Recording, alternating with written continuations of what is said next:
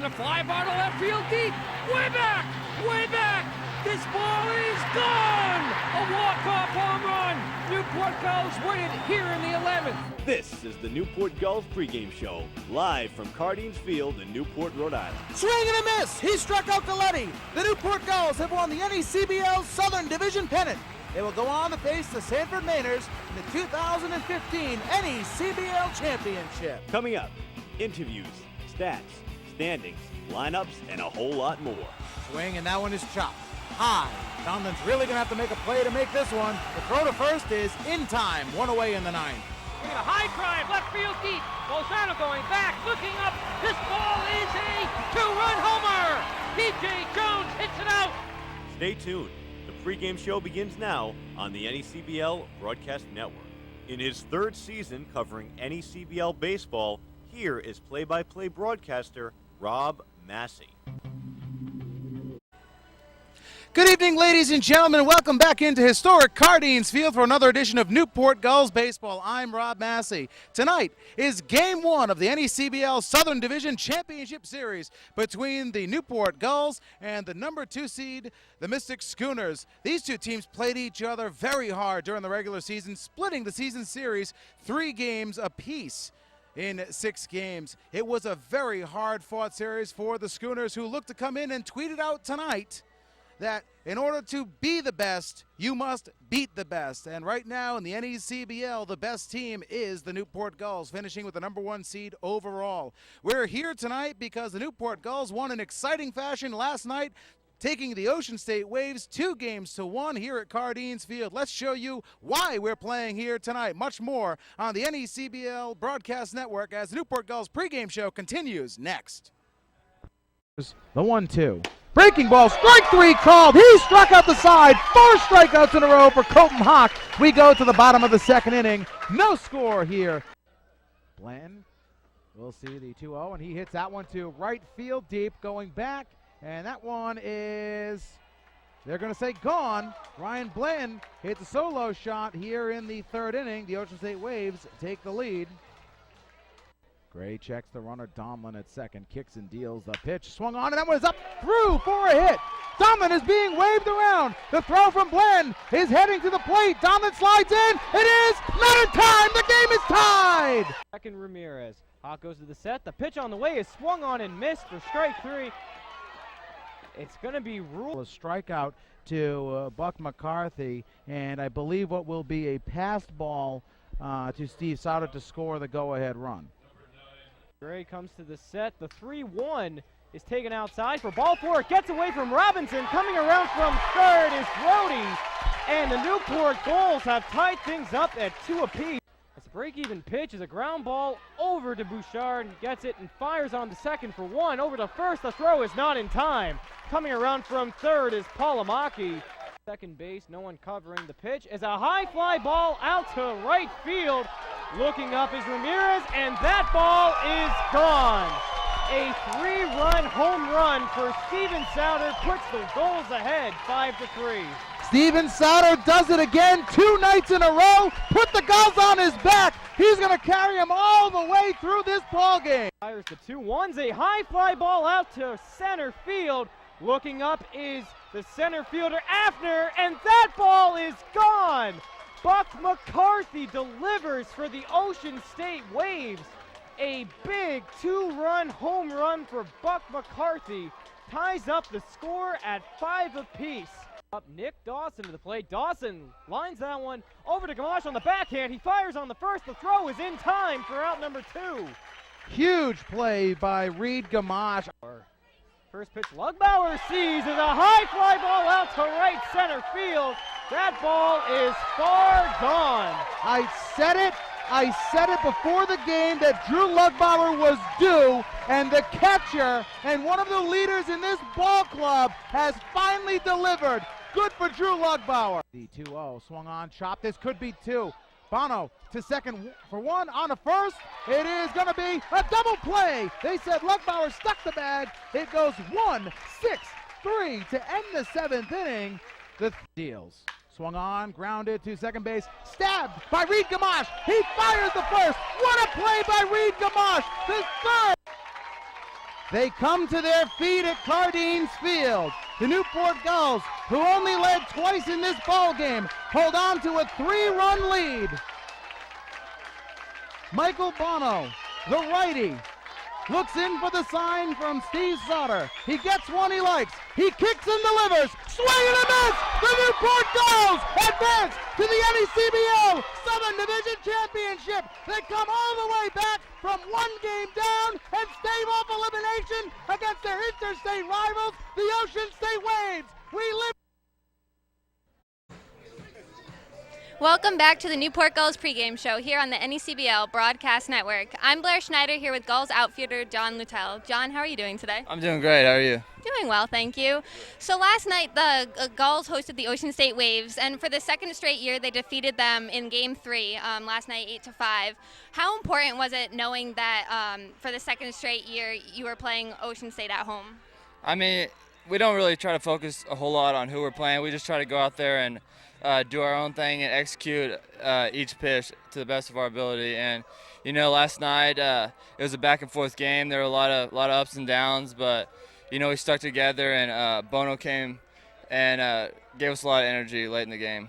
Yeah, he came in and pitched 4 2-hit innings, didn't allow any runs. How important was that for your mentality as a team? Oh, it was huge. Like I said, there was some up and downs, and he just came in there and brought a whole lot of energy for us. And as hitters, when you have a guy out there throwing like that, it gives you a lot of motivation to just go out there and put up some runs for him. So I think just his presence out there really got us going. And tonight, Mystic is here at Cardines, and you split the season series against Mystic 3 games apiece. But here at Cardines, you beat them 2-1. Well, you won 2 games here and lost 1. How important is that, knowing that you guys are here playing Mystic and that you guys have an edge a little bit here at Cardines? Yeah, I mean, you always love to play at home. Cardines is a great setup for us, but at the same time, we try not to focus on who we're playing. We just, like I said, we try to go out and do our own thing and execute each pitch as good as we can. So we're just going to try to stick with that game plan tonight, and hopefully that works out. And how important are the fans here? Do they motivate you? Oh, they do. We love playing here. They're the loudest. They're the loudest out of all the teams in the league. So it's fun to be able to play here at Cardines, and a great ballpark with a great environment.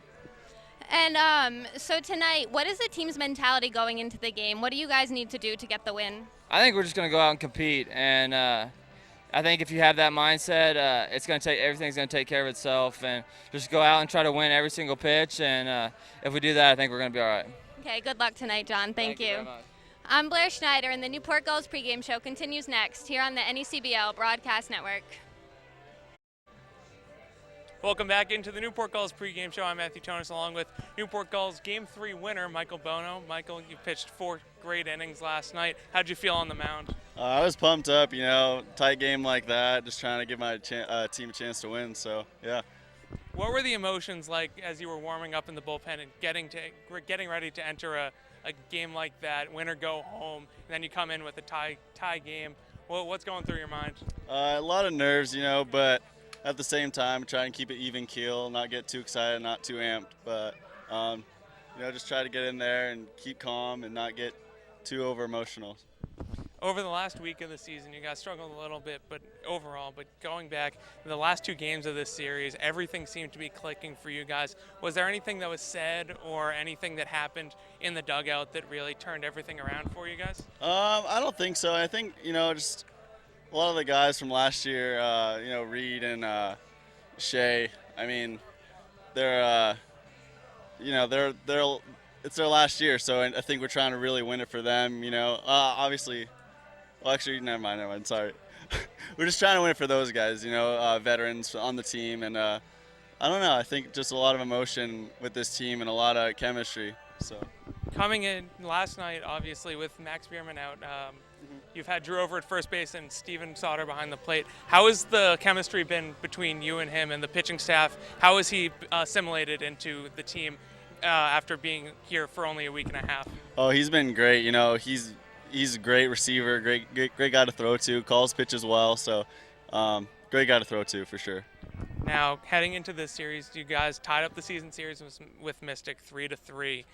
Really evenly played for the entire 6-game series. What's the message that you've got, that the coaching staff has had for you guys, and what are you guys thinking strategy-wise heading into the series? Just bearing down, really concentrating and focusing. It's a really tough team. Like you said, we've been really battling with them. So, just getting timely hitting and pitching and shutting them down. So, yeah. All right, thank you very much. Thank you. We'll be back here on the Newport Gulls pregame show on the NECBL Broadcast Network. Welcome back here at Cardinals Field. Our pregame show continues as we get set here for the Southern Division Championship Series. Now time for a special edition of the Newport Gulls Insider. My name is Nick Lehman alongside Newport Gulls pitching coach Kevin Long. Coach, how are you? Nick, always a pleasure. Miss you, baby. It's always good to see you, especially here in August. Absolutely, I love it. It's been a fun summer here at Coach, and the Newport Gulls had a pretty fun game last night. It was a nail-biter. It was exciting. It was back and forth. Both teams played their heart out. I think it was everything we expected from playoff baseball. Absolutely, and I'll be honest with you. Ocean State played us hard all year. Even though we appeared to have a lopsided record with them, all the games that we played with them were all tight games. We had maybe 3 or 4 one-run games. I tip my hat to them, and I tip my hat to the coaching staff there. They played us hard all the way, but fortunately we were able to pull it out. Colton Hawk went out there and pitched pretty hard, struck out the side in the second inning, but the Ocean State Waves are right there. They were working the count, staying in the ball game. They kept jumping out the leads, but the Gulls offense had their back. They did, and Coach Coombs always talks about this. Leva talks about this as well. It's a game of covering each other, covering each other's back, and that's the kind of game it was last night. Back and forth, but covering our back. How about Michael Bono coming out of the pen, outstanding scoreless innings of relief? Yeah, something, we saw Michael Bono grow up yesterday. He took the ball when it really counted and when we really needed him to pitch, and he went out there and competed. And I read the newspaper today, and I looked at the front page, and there's Michael Bono pumping his fist coming off the bump. How exciting is that? It was an exciting Game 3 win. We get set for another exciting series here as the Mystic Schooners are in town. Coach, they're a team that has been defined by their pitching staff. Some of the best pitchers in the NECBL have played for the Schooners here this summer. No doubt. And a large credit to Coach Dennis Long, no relation. He's an outstanding pitching coach. He gets his guys ready. Also the GM. Yeah, he's a great guy too. And, I'm sure that he has a lot to do with their success. Coach, tonight we're going to see Matt Rubenthal on the hill. Yes, we are. Mr. Vandy himself. I'm excited, and he's been getting better every time he gets out there on the bump, and he's excited he's throwing tonight. What's the rotation look like shaping up for the remainder of the series? I really don't know yet. I'll be honest with you. I just want to do an inventory of everybody, make sure they're feeling well. I could probably answer that after the game tonight. Finally, Coach, on a more personal note, we know your father has had some health issues here this summer, but he's been going pretty strong. Yes, he has, and I would like to thank everybody out there that, with their thoughts and their prayers. He had a stroke early in July, and I had to run home for 5 or 6 days to get things settled. But he's been in my heart, game by game, and I just like to thank everybody here for sticking with me on this. And, of course, your wife, Candy Long, usually joins you in the summer. She's been back in Florida, of course, helping out your dad and in his recovery. And I see Candy's posts on Facebook all the time. And it's certainly been a struggle. And personally, I know it's been tough for you to be up here in a way. You did have to go down there for a few days, but you came back up here with your commitment. And I know he wanted you to come back up here. Yes, he did. He told me, after we got him stable and got him into a facility where we knew things were going to be fine, he said, just go up there and finish your commitment and make sure you bring it home. Newport Gulls pitching coach Kevin Long, thanks as always for joining us. Good luck tonight in Game 1. Nick, on a personal note, Nick, it's always a pleasure to be interviewed by you. You're so professional, and I just enjoy you being around. You're a big part of the Gulls. Thank you very much, Coach. Thank you. Our pregame show continues next, right here on the NECBL Broadcast Network. Welcome back to the Newport Gulls pregame show. This is the Broadcasters Roundtable. I'm joined as always by team publicist Matt Tonis, and from the Mystic Schooners, I'm joined by Mike Majeski. First, Matt, we're going to start with you. Last night, win or go home, what an amazing playoff game. Sure, we work for the Gulls, and it was great to see the Gulls walk off, but that was one of the best playoff games we've seen in the NECBL in our 3 years here. Yeah, that rivaled last year's Game 2 of the Southern Division finals against the Plymouth Pilgrims as the best playoff game that I've ever seen in the NECBL. It was a just well-played game, back and forth, both teams hitting very well, and ultimately Drew Lugbauer's 3-run home run was the difference in that game for the Newport Gulls. You spoke with Michael Bono before today's game here, and he pitched incredibly well, coming in the 6th inning after Colton Hawk got into a jam, ended up leaving after giving up a 2-run home run that sent the game into another tie in the 6th inning. Bono really had ice in his veins for most of that ball game. Yeah, Bono, 4 innings. He started 3 innings and got 3 outs in that 6th inning after Colton Hawk let up that 2-run home run to Buck McCarthy.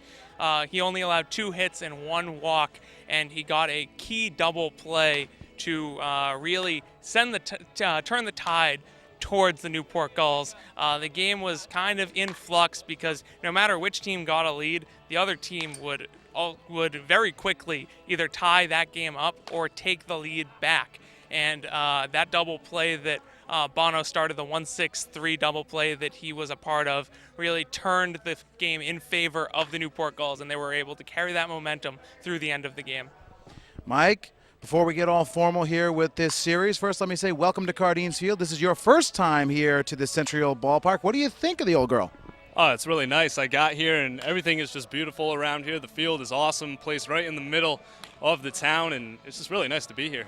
Now, the Mystic Schooners made very quick work of the New Bedford Bay Sox in 2 games, got the day off yesterday. How big was it for the Schooners to go in and really dominate the New Bedford Bay Sox in the first 2 games of the semifinals for their round? Well, game 1 was complete domination. They scored 10 runs in the 4th inning alone. Everyone for the Schooners got a hit in that game except for Aaron Hill, so that's great for the Bats. And then game 2 was more of a back-and-forth game, 7-6 victory at New Bedford.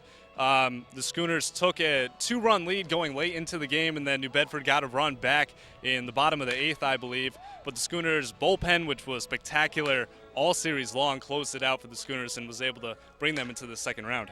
Matt, he just mentioned the Mystic Schooners bullpen. This is a Schooners bullpen that has really had a handle on the Newport Gulls offense. These 2 squads battled to an even 3-3 split in the regular season, played each other very hard. Actually, it was probably the best series among the entire Southern Division that these 2 teams had against any other opponent. What is it like coming up against a bullpen for this offense here tonight? Well, it's going to be, you're going to have to get to the starters as much as possible because this Schooners bullpen is top-notch in this league. So if you can get a couple runs early on against the starting pitcher tonight, Mike Adams, for the Mystic Schooners, then you're going to have a better chance of getting to that bullpen the longer they have to pitch and the more wear and tear you're going to put on those arms. So you got to stay aggressive and be able to fight through any adversity because this bullpen is, if once they get on you, they're not going to get off.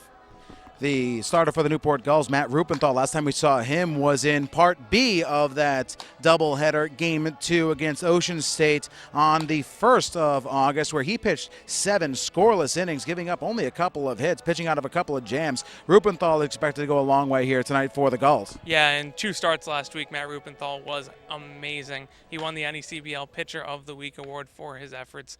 2 very good starts, overpowering stuff that he has shown, and now that he's in a groove, I expect a lot more of the same here tonight against the Schooners.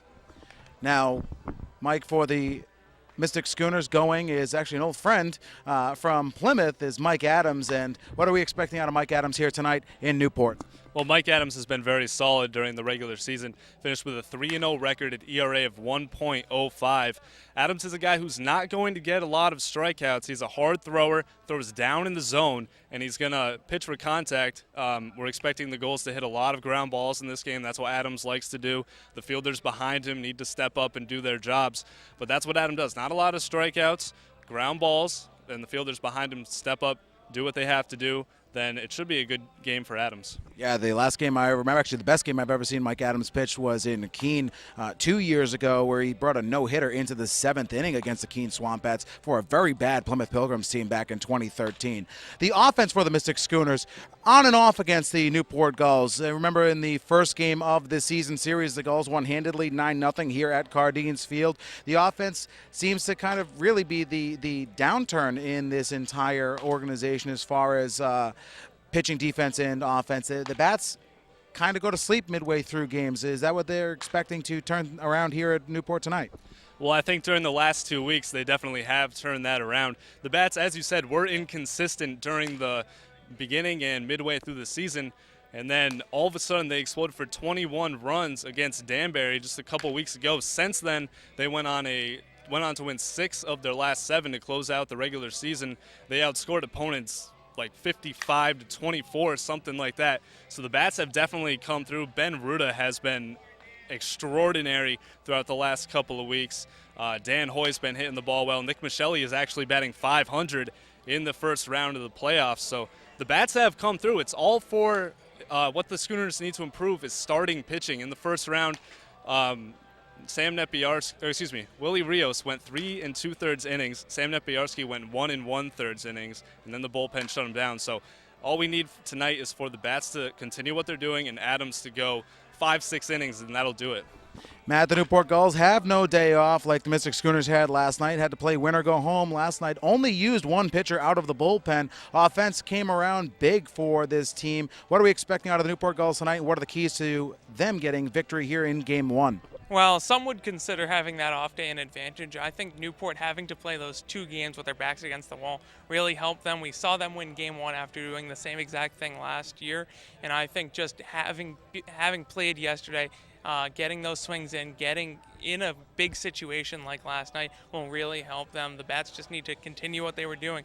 Work counts, foul balls off, get the pitches that you want and drive them, and they did that to perfection last night, and I would expect a lot more of the same today. On the mound, Matt Rupenthal, just go as long as you can. The bullpen has had some rest.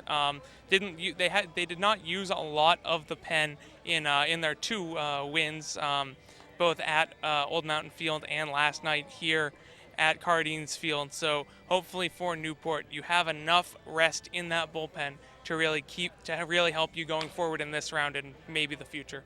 And Mike, keys to the game, other than starting pitching, going more than about 3 2/3 inning, which was the max in Game 1 of the semifinals. What are the keys for the Schooners here tonight to walk away from Cardines Field with a victory? Well, the Schooners are going to have to continue to hit. There was a bit of a lineup change right about the time the winning streak started to close out the regular season, where Ben Ruda moved up to 2nd in the batting order, and then Rich Slanker after him, Dan Hoy, and then Lou Iannotti, who won the Player of the Week for the last week of the season. So the Schooners like to get that meat of their order up as fast as they can, and if those guys come through, it can make for big innings, which the Schooners have done in the last couple of games in the first round. This is going to be a good one. Game 1 here at Cardines Field. The Mystic Schooners and the Newport Gulls. The Southern Division Championship Series begins tonight. More to come on the Newport Gulls pregame show here on the NECBL Broadcast Network. Welcome back to the Newport Gulls pregame show. This is the Front Office Report. I'm joined, as always, by the general manager of the Newport Gulls, Chuck Pava. And Chuck, last night, Steven Sauter was one of 2 big bats to help the Newport Gulls get their victory over the Ocean State Waves. Steve Sauter was a late signing. The BC Eagle came in at the deadline looking for a spot to play in. And what were you looking for when you signed Sauter that late? Well, first of all, let's talk about Steven Sauter's performance last night. In the game before that, quite frankly, he broke the ice the game before with a double to right center field when a scoreless game and got us going. Last night he broke the ice and we were struggling against that team, and when he hit that 3-run homer over the right field fence, it really loosened up us a little bit. So, yeah, no, he's provided a tremendous defensive, offensive, and team chemistry component to this team, which is good. Now let's talk about where Steven comes from. Boston College kid. Once I wasn't going to sign another catcher. We were trying to figure if Darryl Miller Jr. was going to be able to help us. I was in constant contact with his doctor, his trainer, and Darryl and his coaches or whoever he was dealing with to figure out whether he was going to be able to help us or not. He kept telling me, I think I should be okay. When it got close to the deadline, I realized that I could not depend on him anymore, that I had to find somebody else to pick up that slack that we didn't have a backup catcher. And if you remember, it just really hit me hard when Drew Lugbauer got hit on a backswing in the elbow about 3 or 4 games ago. And I was really concerned at that point whether how much we were exposed. I realized I needed to do something for this team to stabilize them for the playoffs and for the rest of the season. And I knew I had 2 days to do it. So I did my traditional. I went out and reached out to first local schools who might have somebody local that I don't have to fly in. And I reached out to UConn, Boston College, Bryant, URI, a couple of schools like that in this region. And the first response I got, one of the responses I got was from Coach Foster up at BC. He said his catcher had just returned from the Jayhawk League, and he may be interested in helping us. And then the other guys I looked at, I thought they were probably pretty good too, but Steve was the first one I approached. I called him up, and he said he was interested, and the rest is history. Now, obviously, a team doesn't want to be in that situation where they're looking for extra help at the deadline, where they need the extra help. But when the season starts, is that something that you're doing from pretty much first pitch of game one, just making sure, keeping an eye out on other summer leagues and around other local schools to see if maybe you could bring somebody in late to help the team, even if it's just to get to the end of the regular season? And I don't really look at the other summer leagues. I just really look day to day at this club and see what we need or what we don't need. And your roster's pretty big in the middle of the season, so you got a lot of depth. When someone goes down, there's Cooper Elliott, there's this guy, there's that guy, there's a bunch of guys that can help you. But at the end of the year is when you're losing guys and there's no more reserves in the tank, so to speak. So you got to start thinking about what you have to do outside the box, outside your family here to make sure that they're solid enough to continue the season and everybody, not stretch anybody out or hurt anybody. And, Steve Salter, as it turns out, is a great fit. I told him he fits like a glove. He seems like he's been with us a while. The players love him. The pitchers like throwing to him. So it's all good stuff. He's really fit in tremendously, and I don't know if I could have found a better fit than Steven. Now let's talk a little bit about last night. The atmosphere here at Cardines Field, absolutely electric. Everybody knew it was a winner-go-home ball game. 2 clubs that did not want to go home at the end of that night. Let's talk about just the overall atmosphere. Cardines Field sold out again. Nearly 3,000 people were here to see this great win from this good ball club. Tremendous. We're just so lucky, Rob, to have the fanatic fans, the passionate fans that come out and support us every year. This is playoff time. They stay longer. They know the names. They're more passionate. And frankly, we had a rival right across the bridge 15 minutes from here, so they brought some people in here too. And it made it kind of contesting, They were cheering for their team, and then when the Gulls got our runs, this place got crazy, didn't it? Yeah, absolutely. It was insane. And going into tonight, the Mystic Schooners played this ball club very hard during the regular season. Expect nothing but a great series here. But what are you looking for the most in the Southern Division Championship Series? Rob, again, it comes down to, in these games, baseball, pitching, good defense, timely hitting like normal, and the first team that gets a break may capitalize, and it's going to be a battle. We're here now, and we're worn down, and they're probably worn down. They have a little day's extra rest than us, but this is baseball, and championship baseball. It doesn't matter. We just got to go out and do what we're capable of doing. Let's have a little bit of fun tonight, Chuck. Thanks a lot for taking a couple of minutes with me. Thanks, Rob. Thanks for having me. That is Chuck Paver, the GM of the Newport Gulls. Much more here as the Newport Gulls pregame show continues next.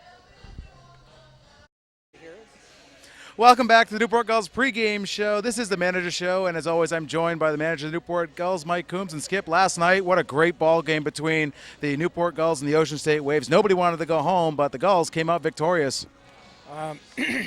Hitters put on a little fireworks. I don't think I've ever seen fireworks here, but that was between Lugbauer and Sauter and a few other guys that hit the ball very well. It was just like, and the fans were packed in here, and they were jumping up and down and screaming, and I mean, it was better than a pro game.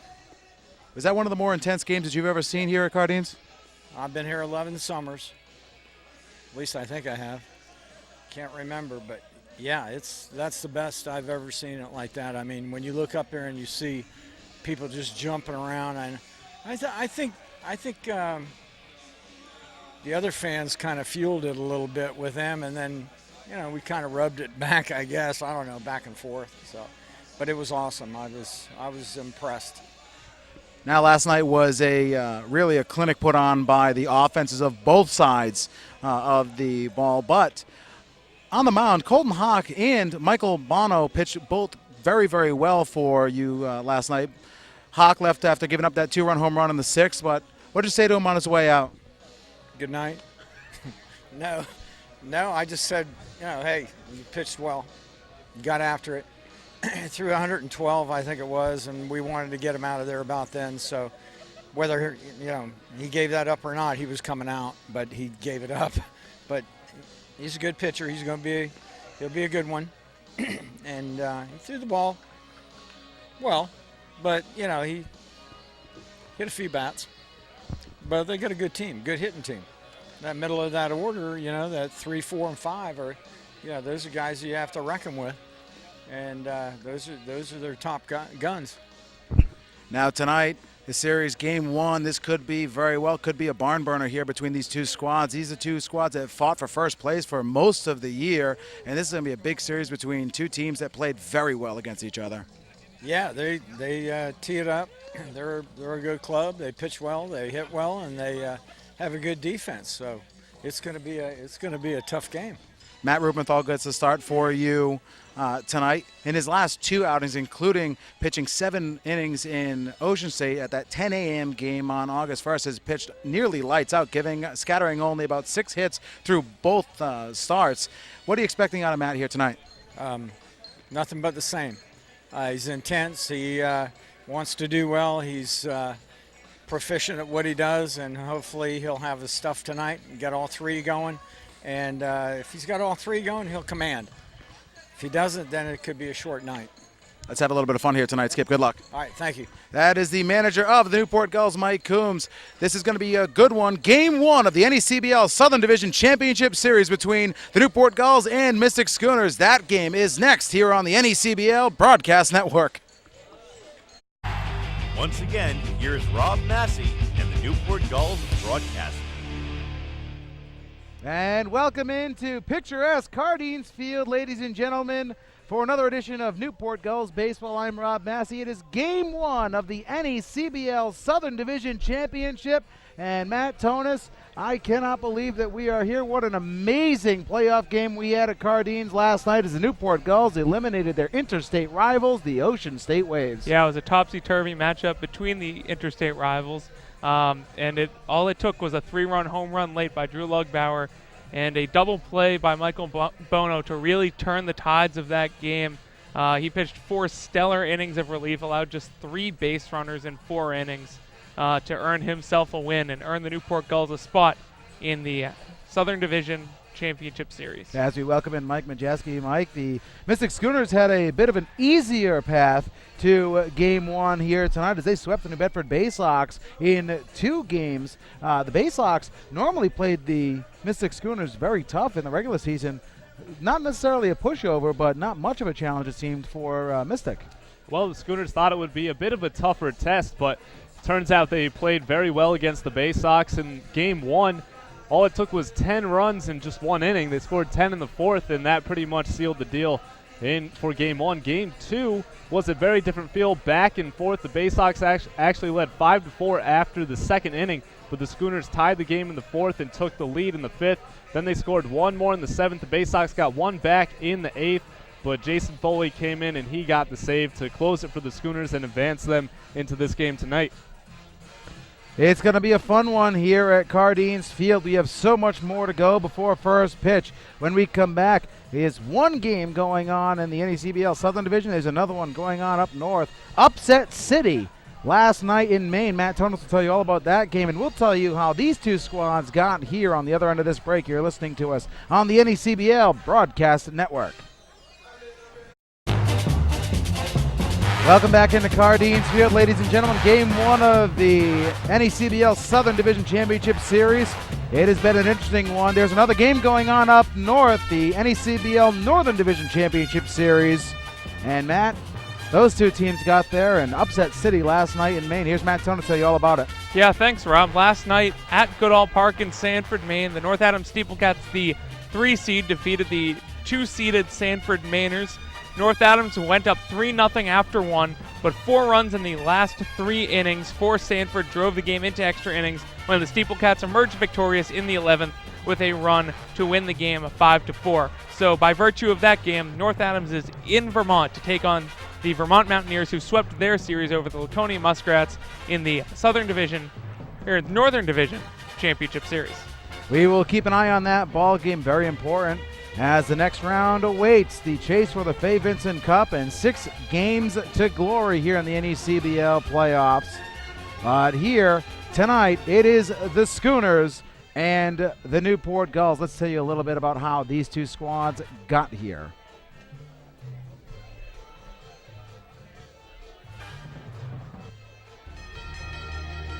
The Newport Gulls overcame an 0-1 deficit against the Ocean State Waves for the 2nd year in a row to get to this point here tonight. After dropping Game 1 at home by allowing 2 late home runs, Newport battled back to win Games 2 and 3 on the strength of newcomer Steve Sauter. The Schooners had an easier time in the first round, sweeping away the New Bedford Bay Sox to earn themselves an off day last night. During the regular season, the Schooners and Gulls were as tightly matched as can be, splitting the series 3-3. The Gulls opened their home season by defeating the Schooners 9-0 here at Cardines Field as Hunter Shriver and Troy DeLeon, also Bradley Wilpon, combined to shut out the Schooners on just 3 hits. The Mystic got some revenge just 3 days later, scoring 4 second-inning runs off Carson LaRue to cruise to a 5-3 victory at Fitch High School. In the third matchup between these teams on June 22nd, both sides came out swinging. The Bats, as well as combining for 15 runs in the game. Trailing by 5-3 in the 6th inning, the Gulls offense exploded for 5 runs in the frame to get a much-needed victory. With a chance to clinch at least a split of the season series, the Gulls traveled to Groton, Connecticut for the 4th matchup on Independence Day, hoping for some fireworks of their own. Shea Donlin and Jovan Abner each earned RBIs in the 8th inning to put Newport up for a lockdown closer, Brendan Spagnolo. The righty from Vanderbilt faltered, though, letting 3 runs cross the plate in the bottom of the 9th inning to give Mystic a walk-off win and retying the season series. Exactly 2 weeks later, the Newport Gulls and Schooners battled to the end again in Groton when Mystic up 3-1 at the 7 innings. The Newport offense flipped the switch after tying the game with a John Littell sacrifice fly and an error. Reed Gamache drove in the game-winning run in the 9th inning by beating out a double play ball to shortstop to score Max Bierman from third base. Hunter Shriver shut the Mystic down in the 9th inning to seal the game in favor of the visiting Newport Gulls. In the final regular season contest for the two squads and a chance for Newport to clinch the #1 overall seed, it was all Schooners all the time here at Cardines Field. In the midst of a late season slump, the Gulls gave up the first 5 runs in the 2nd inning, and Mystic kept piling on en route to a huge 12-6 victory. It is the Schooners and the Newport Gulls, Game 1 of the NECBL Southern Division Championship Series. We will have so much more here as the pregame show continues next on the NECBL Broadcast Network.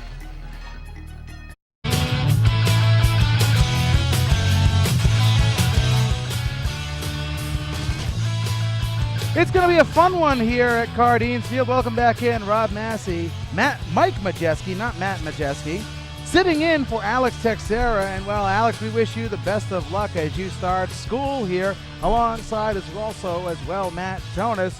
Guys, this is going to be a great ball game. These two squads played each other so hard in the regular season.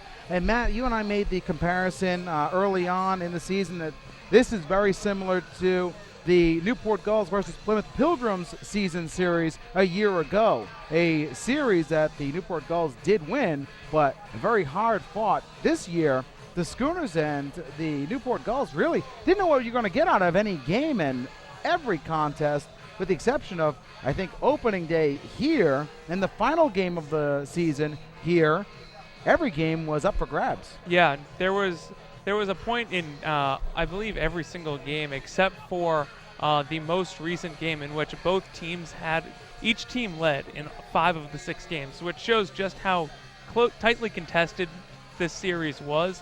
3-3 is as close as it can be in this league. And just the way these two teams played each other should make for a great best-of-3 series here this week. Mike, your first visit to Cardines Field, you were hearing a lot about not only the field and the team, but the broadcast, and you've been here since roughly about 4 o'clock, maybe a little bit earlier. Before we even start this ball game, what do you think of just the entire atmosphere around here in downtown Newport and Cardines Field, this century-old ballpark? I think it's awesome. We're right in the middle of the fans. Nothing can get better than this. But, guys, how great is this? Southern Division Finals. I think we both know that both of these teams are the best in the South. They proved it all season long, battled back and forth for that number 1 and 2 spot all season long, and now finally they get a chance in this series to prove who is the real best team in the South and move on to the championship. Yeah, the Mystic Schooners tweeted out as a little bit of borrowing a phrase from Ric Flair, which was to be the man, you have to beat the man. And the Schooners tweeted out, to be the best, you have to beat the best. And right now, that team is the Newport Gulls, the defending Fay Vincent Cup champions. And I tell you what, any one of these ball games that we have seen in the 6 leading up to tonight, you could really say that these teams are 1 and 1A in the Southern Division. They have played the rest of the Southern Division very, very well, dominating most of the other teams in this division, and really locking horns together when they have faced one another. And the good thing is about, I think on top of everything else, this isn't a rivalry that is fueled by bad blood between the two squads. These are two teams that respect each other very, very much. And coming in, I know that Mike Coombs has said that a lot of his guys were really hoping to face Mystic, because you want to face the 2 seed. You want to face a team that came very close to overtaking you as the 1 seed in this playoff series. And I know the Schooners are looking to come in and prove that they can take this squad in a 3-game series. Well, they definitely are. You talked about it. The Newport Gulls have been the standard of the NECBL for the past, I don't even know, past however many years. The Schooners are kind of that new up-and-coming team, kind of looking to dethrone them right here. It's going to be a tremendous series, and you talked about how the Gulls wanted to face the Schooners. The Schooners want to face the Gulls. They want to prove that they are the best team. Sure, they would have liked to have home field advantage if Ocean State was able to get the victory, but for the Schooners, I don't think it really matters if they're playing at home or on the road. They're just coming here. They've been playing their hottest baseball as of late, and they think that they can win any game, any night, and they want to prove it. Yeah, and this game is going to be. The funny thing is that when you look at this series, Matt, it's 3-3 both squads. Newport 2-1 at Fitch High School. Mystic 2-1 here at Cardines. Yeah, it's been a very evenly played series. It's really up for grabs. There's no other way to say it. Whichever team has the better starting pitching will win this series. That's the case in most series, but especially one that has been played so close with neither team gaining a significant edge. It should be a really fun series to watch, especially starting with tonight's game. We are getting ready for the official introductions of both squads here for the Southern Division Championship Series Game 1. We will kick it over to Don O'Hanley when he is ready. It seems like that will be shortly, but 3 games. Game 1, very important to win. Newport has been in this situation, Matt. We've seen it in 2 years where they lost Game 1 in round 1. They were able to fight back and win the first round by sweeping the next 2 games. We were here last year. Actually, we were up in Plymouth last year in the same situation. Newport took Game 1, but struggled in Game 2, a 12-inning affair against the Pilgrims.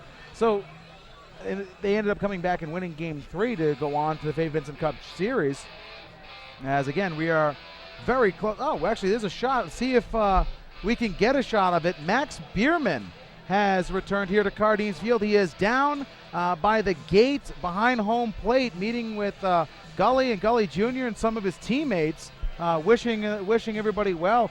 Bierman has a broken hand, as we know he sustained in Game 1 against the Ocean State Waves here at Cardines Field, and he said that he was going to be here by any means necessary to be a part of this playoff run and be here for his squad. So it's we didn't think he was going to be here tonight, and it's nice to see Max walk right through the gate. You can see General Manager Chuck Pava wishing him well, and looks like Max is going to be in the dugout tonight. It's really nice to see Bierman back. It was just tough to see him go down in Game 1 of that series against Ocean State, but the Gulls battled back, and he's back to watch as much for, I assume, as long as the Gulls are still in this postseason. Well, getting back to the question before, Max Bierman made his triumphant return here to Cardines. In a 3-game series, how important is a win in Game 1 for both squads? It's massive. You're at home. You should. If you're Newport, you're at home. This is where you're expected to win at home. You've been amazing at Cardines Field for your entire 15-year run here. You need to get this win, and you don't want to play 2 win-or-go-home games like you did in the last series. You want to take some of that pressure off for tomorrow night at Fitch High School Field. You want to be able to get that win at home and gain as much momentum as you can. And if you're Mystic, you're trying to come in. You're on the road. You're not expected to win this game. Obviously, you want to win every game, but you're on the road against a team who's dominant at their home park. You have to come in, chip on your shoulder, try to get a run, try to scratch across a run or two early on, and try to propel you to a victory on the road. Mike, you rode up with the team. Actually, no, you rode up on your own, but you were speaking with the team before the game. How important is Game 1 victory here on the road to take back, as cliche as this is, to take back home field advantage? It's huge for the Schooners. The Gulls have already showed that they can play on the road with their backs against the walls. They lost Game 1 last round against the Waves. So if the Schooners can take this one, then they are very confident at home. You guys talked about how dominant you guys are here at Cardines. The Schooners are extremely dominant at Fitch High School. They finished the regular season 16-5 at home. So they play very well at home. If the Schooners can take this Game 1, then they feel very confident going into tomorrow down in Groton. Yeah, both squads very dominant at home. The Newport Gulls here at Cardines Field this season 15-6 overall here. 2 of those losses here at Cardines against the Mystic Schooners.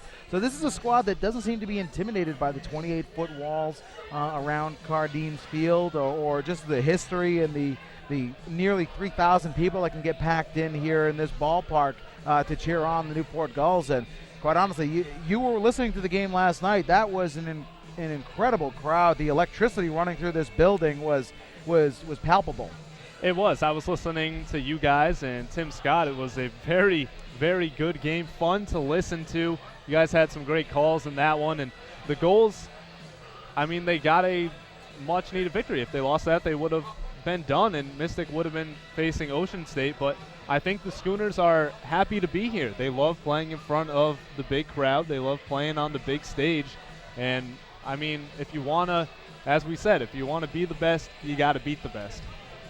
We are getting ready for our introductions here as we'll pull back the curtain a little bit. A couple of our umpires who umpire a lot up in the Northern Division, we won't say which ones because it's not their fault, got stuck in a lot of traffic on their way to Newport, Rhode Island. So we are in a bit of a delay waiting on the men in blue, who will actually probably be wearing black tonight, from the CBUA. And Matt, we make the drive from Foxborough every day. You can hit, and you come from Duxbury. If you hit 1 ounce of traffic in southern Massachusetts, you're done for a while. Yeah, especially coming on especially coming towards the weekend. If you take 44, you're stuck in a while, as the umpires appear to have all arrived, and we are approaching game time. So, guys, we'll talk about it here. We'll talk about it here very briefly. Keys to the game for Mystic to walk away with a win tonight, Mike? Oh, we talked about it earlier. The Schooners have to have their starting pitcher tonight, Mike Adams, go longer than probably 4 innings in the first round. Just 3 2/3 innings was the longest of any starting pitcher. So if Adams can go 5 or 6 innings, bullpen comes in, shuts down the Gulls, and that'll be huge for the Schooners. Matt, for the Newport Gulls here tonight? Same thing I've been saying all season. You got to scratch across an early run, and your pitching has to do well. Matt Rupenthal is the reigning NECBL pitcher of the week for the last week of the season, so he's just got to come out here, do what he does, strike some guys out, get ahead in counts, and hopefully limit his pitch count so he can get deep into this ball game. The players are taking the field. Our men in black are here, geared up and ready to go. We will send it to public address announcer, Newport Gulls Hall of Famer Don O'Hanley, for the introductions of tonight's Game 1 Southern Division Championship matchup between the Mystic Schooners and the Newport Gulls. Eight volunteers have run for the Gulls staff, and they will conduct the 50-50 raffle for the benefit of the Newport Gulls Scholarship Fund. The New England Collegiate Baseball League presents the Mystic Schooners versus your Newport Gulls.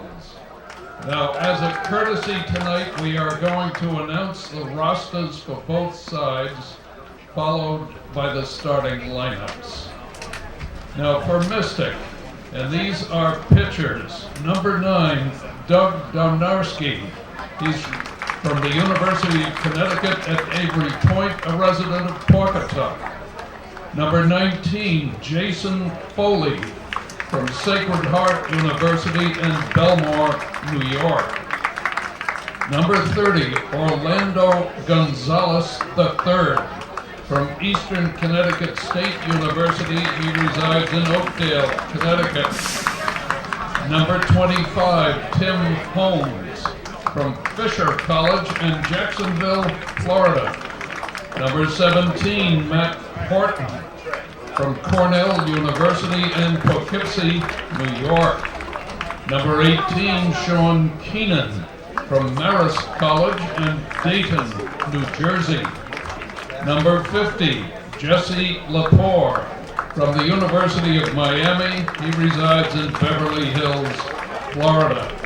Number 34, Sam Nepiarski from the University of Connecticut, a resident of Orange, Connecticut. Number 23, Michael O'Reilly from Flagler College. He resides in Wading River, New York, which is about 10 miles east of Port Jefferson. Number 21, Willie Rios from the University of Maryland at College Park. He's from Waterford, Connecticut.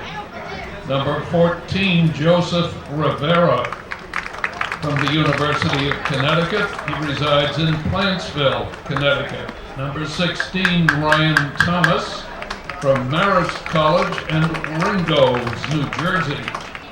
Number 31, Frank Trimarco from Monmouth University in Merrick, New York.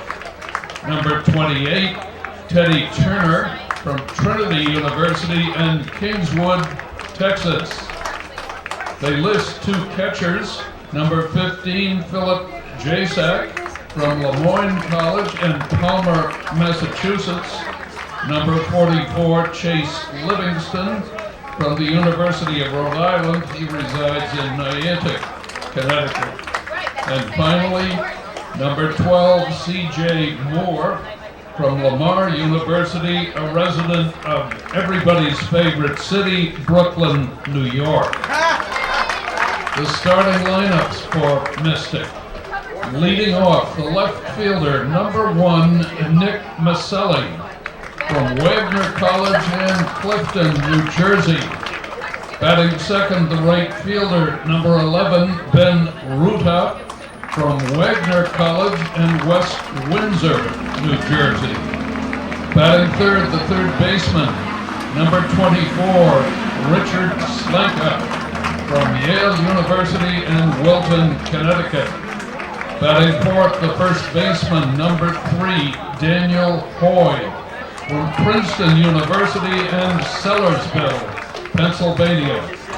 Batting fifth, the catcher, number 32, Louis Iannotti from Quinnipiac University in North Haven, Connecticut.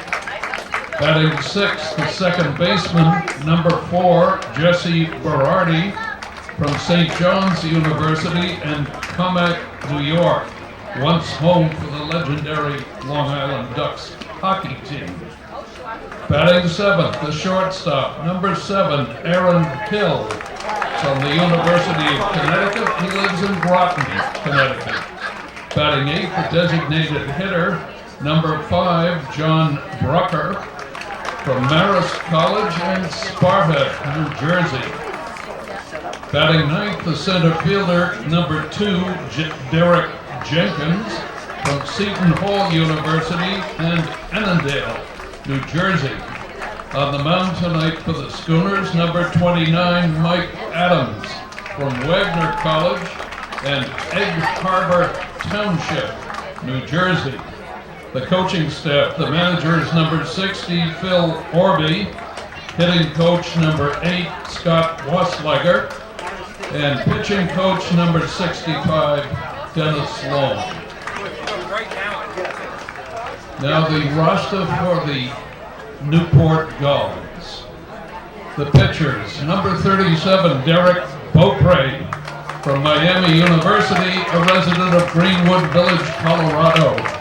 Number 4, Michael Bono from Santa Clara University and Clovis, California. Number 21, Troy DeLeon from Roger Williams University and East Hampton, Connecticut. Number 36, Colton Hawk from Stanford University in Bloomsburg, Pennsylvania. Number 28, Michael Mertz from Oklahoma State University. He's from Pflugerville, Texas.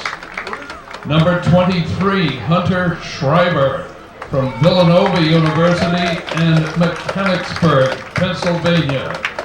Number 22, Brendan Spagnolo from Vanderbilt University and Massapequa, New York. Number 25, Brad Wegman from the University of Southern California. He resides in Temecula, California. And number 5, Bradley Wilpon from the University of Pennsylvania. He's from Greenwich, Connecticut. The non-starting catchers, number 7, Mike Allwine from Roger Williams University and Newtown, Connecticut. The infielders, number 34, Max Bierman from Villanova University in Tampa, Florida. Max is on injured reserve. And number 18, Sean Bouchard from UCLA and San Diego, California.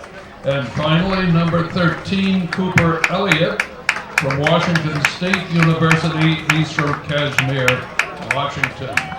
The starting lineup for the Gulls. Leading off, the second baseman, number 2, Shay Dunlin from Washington State University in the town of Woodinville, Washington. Batting second, the third baseman, number 15, Reed Gamache from Binghamton University in the mysterious village of Exeter, Rhode Island.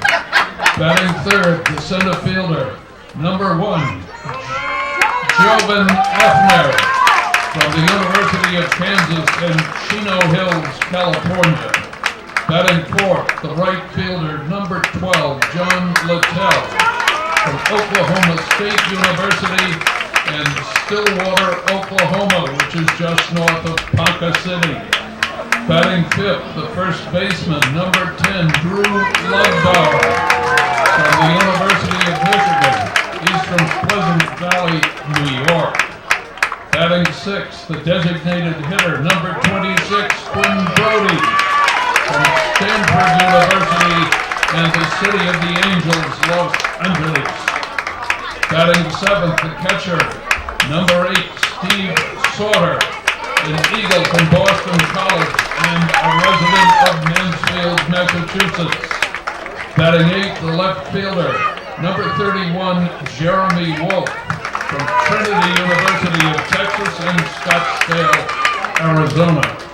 Batting ninth, the shortstop, number 9, Liam Sabino from Vanderbilt University and East Stroudsburg, Pennsylvania. On the mound tonight for the Gulls, number 33, Matt Rupenthal from Vanderbilt University and Bloomfield Hills, Michigan. The coaching staff, the manager is number 11, Mike Coombs of Lakeland, Florida. Hitting coach number 24, Al Leyva of Chino, California. And pitching coach number 6, Kevin Long of Miami, Florida. The umpires assigned to tonight's game, calling balls and strikes, Mr. Jeff Burt. At first base, Mr. John Leeds. And at third base, Mr. Louis DeLuise. Fans, at this time I'd like to ask you to all please stand and remove your hats for the singing of our national anthem by graduate and previous member of the URI Opera, Vinnie Joyce.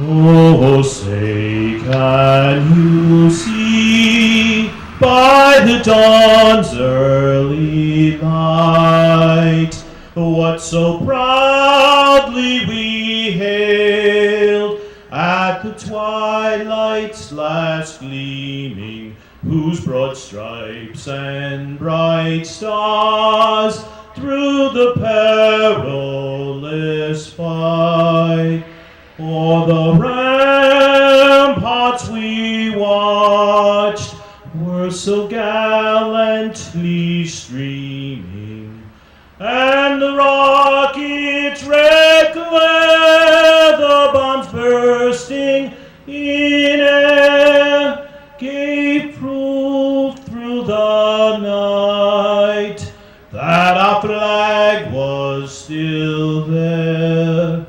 Oh, say does that star-spangled banner yet wave o'er the land of the free and the home of the brave? As we welcome you back in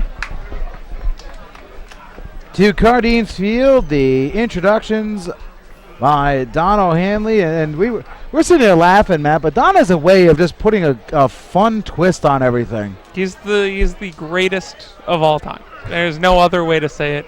He's the single best public address announcer to ever happen and who will ever happen. Everybody's favorite city of Brooklyn, New York. If you've never been to a Newport Gulls game and heard Don O'Hanley, you need to come. That's the only way. That's the only thing I have to say about him. Well, while we have a moment, I know Don did a good job introducing, but let's get you the official starting lineups here for both squads, starting with the visiting Mystic Schooners. Here to tell you all about it is Mike Majeski. Thank you, Rob. Leading off for the Schooners, the left fielder will be Nick Michelli. Batting second in right field is Ben Ruda. Batting third and playing third is Rich Slanker. The cleanup man playing first base, Dan Hoy. Catching and batting fifth is Lou Iannotti. Jesse Berardi's batting sixth and playing second base. The shortstop, Aaron Hill, will be batting seventh. Batting eighth and designated hitter tonight is John Brucker. And rounding things off in center field, batting ninth is Derek Jenkins. On the mound for the Newport Gulls, Game 1 starter Matt Rupenthal, the righty this season, 2-0. With a 3.13 ERA and 23 innings pitched, 28 hits, 27 Ks, only 6 walks. Look at that strikeout to walk ratio. Those are all regular season stats from 2015. The lineup for the Newport Gulls will look like this. Shea Donlin returns to second base. He's leading off. Reed Gamache at third. He's batting second. Jovan Afner in center field batting third. John Littell is the cleanup hitter and in right field tonight. Drew Lugbauer bats fifth and is at first base. Quinn Brody is in right field. Quinn Brody's actually the designated hitter. Steven Sutter is the catcher tonight. Jeremy Wolf bats eighth, and he's in left field. And Liam Sabino rounds out the order. He is at short. And on the mound for the Mystic Schooners. Oh, it will be Mike Adams. He is a 6', 175 righty from Wagner College. This regular season, he posted a 3-0 record, an ERA of 1.05 in 4 starts and 7 appearances. He has 16 strikeouts in 25 and 2/3 innings. And he's a guy who's going to throw hard down in the zone. He likes to get a lot of ground balls, and that's what he's hoping for tonight. The umpires, who were fashionably late today. Jeff Leeds calls the balls and strikes. Jeff Burt calls the balls and strikes. John Leeds is at first base, and Louis DeLuis is at third base. Beautiful night here in Newport, Rhode Island, as we are looking at a 75-degree start to our ball game with a wind 8 miles an hour out of the west. As we get ready for first pitch, guys, I've been waiting for this game all day. Last night, we were all amped up and ready to go tonight. Same feeling here at this ballpark as Nick Michelli will dig in for the first pitch from Matt Rupenthal.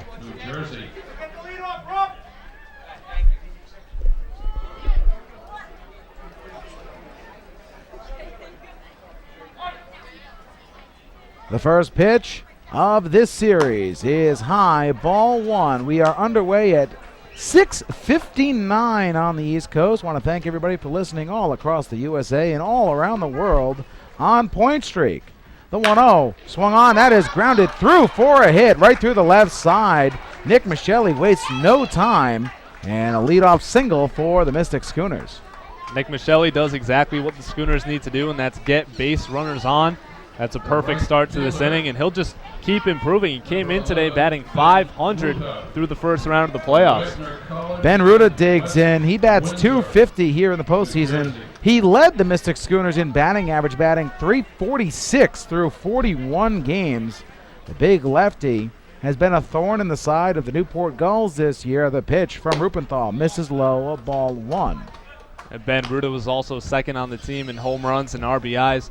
28 RBIs on the season, 3 home runs, also had a triple, so he's a guy who can get extra base hits. We'll set the defense after Ruda's at bat. Snap throw back to first base, and back diving is Nick Michelli. Michelli led off with a single. Ruda slinker. Dan Hoy expected. The pitch, a called strike to Ruda, 1-1.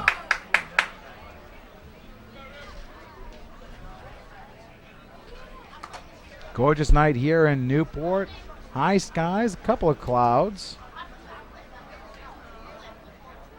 Good baseball weather, the 1-1. Swung on and missed. That was a breaking ball that time.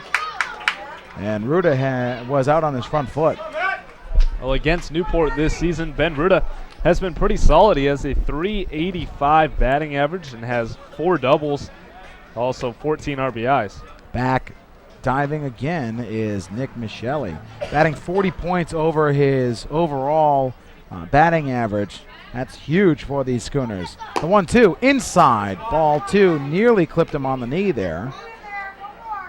Make that 6 RBIs. 14 is the number of at-bats that he had. You had conviction on that though, Mike. I did. I mean, 2-2. Misses away, ball 3. Payoff pitch coming as Matt Rupenthal being made to work here early on. Ruda taps the bat, pinwheels from the left side. Rupenthal gets a sign, kicks, deals the payoff, swung on and missed. Ruda, first strikeout of the night for the Newport Gulls. Let's quickly set the defense for the Gulls. Reed Gamache is at third base. Liam Sabino at short. Jay Domlin at second. And Drew Lugbauer is at first. Left to right, it is Wolf, Afner, and Littell. Steve Sauter does the catching for Matt Rupenthal. One down here for Rich Slenker. Snap throw back to first base. Back diving again is Michelli. And they are worried about Nick Michelli, who has not recorded a stolen base in the postseason, but in the regular season only swiped 2 bags. This one is hit to center field. Coming on is Afner, still coming on. He lets it drop in front of him. Afner on his horse could not come up with it as Slinker gets himself a single. Afner really hustling after that ball, but too shallow for him to corral. Well, he was playing deep, which is understandable against Rich Slanker, who has a lot of power. The hit and run was on, and Michele had to kind of stop in between first and second. But then as soon as he saw a drop, he advanced to second base safely. Brings up Dan Hoy, who in that 10-run fourth inning recorded 5 RBIs as the pitch misses high, ball 1. Dan Hoy in the regular season led the team with 32 RBIs and 5 home runs. Rupenthal in a bit of a jam here in the first. Delivers. That is a breaking ball, a called strike. Double play in a possibility here as the infield is back. Sabino and Donlin, the regular tandem in the center. Pitch is lined just past the glove of Liam Sabino. That's going to get down. Being waved around is Nick Michele. The ball will not head to the plate. It's an RBI single for Dan Hoy. The Schooners are on the board. Well, 3 singles out of the 4 at-bats for the Schooners here in the top of the first, and they did exactly what they needed to do, and that's get a cushion for Mike Adams as he'll come in. But the Schooners are not done yet. Only 1 out, still looking to add. Brings up Lou Iannotti, who on the regular season batted .287 in only 29 games for the Schooners.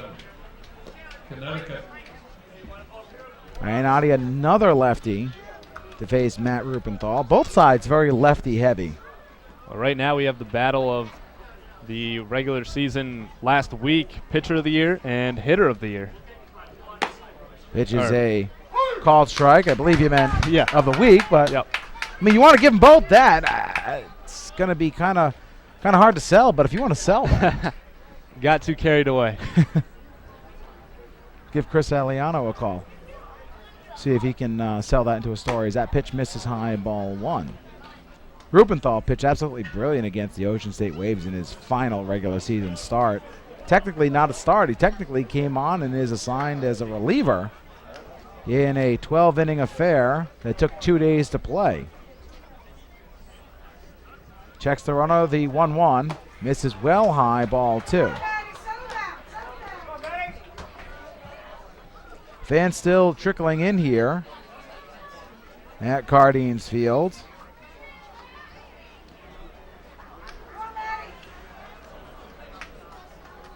As the Gulls trail here 1-0, the pitch from Rupenthal is a ball just outside, 3-1 to a very dangerous hitter in Iannotti.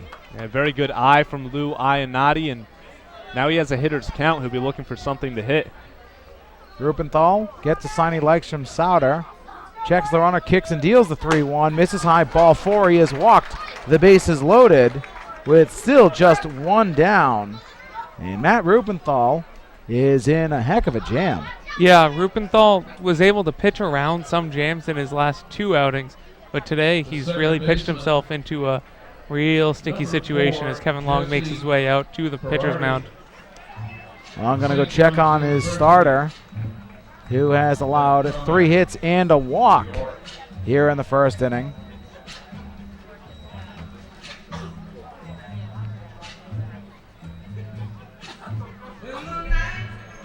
Kevin Long trying to settle down Rupenthal. Relatively calm discussion out there on the hill. And Jesse Berardi, who's due up right now for the Schooners, has been very hot as of late. The last regular season game at Keene, he hit a 2-run home run. Also in the first 2 games of the playoffs, Berardi is hitting .333 with a couple of RBIs. Overcast sky takes out the shadow effect here at Cardines Field.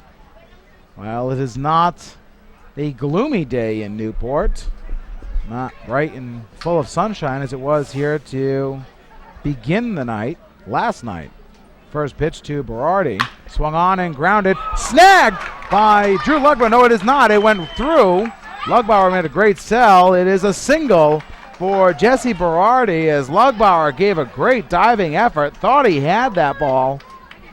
2 runs across here for the Schooners. Well, now give Jesse Berardi 3 playoff RBIs. He just continues to swing a very good bat. Still just 1 out and the bases still loaded. Rubenthal getting ground balls, which is what he really specializes in. But they seem to be finding the holes as a breaking ball. Gets a strike to Aaron Hill. 0-1. Hill, the 7th man to come to bat here for the Schooners in the first. The 0-1 just misses, ball 1. Aaron Hill struggled during the regular season to his standards. He was still the starting all-star shortstop, but he only has 1 hit in the 2 games in the last round's playoff series. 1-1 to Hill. Breaking ball comes inside, ball 2.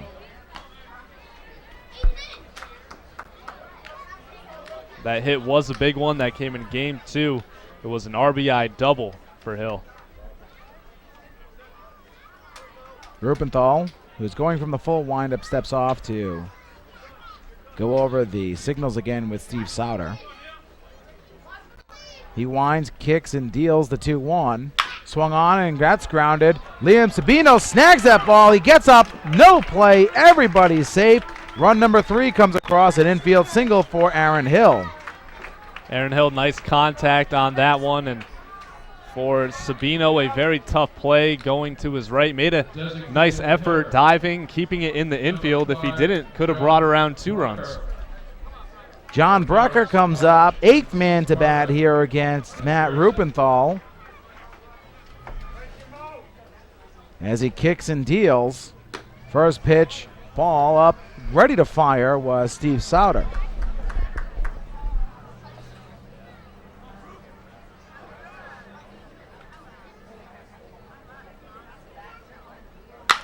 This one's grounded second base, could be 2. Donlin over to second for 1. On the first, double play, 4-6-3 stops the bleeding as the Mystic Schooners push across 3 here in the first inning. And after half an inning, 3-0 in favor of the Schooners. Newport Gulls on their way up. We'll be right back on the NECBL Broadcast Network.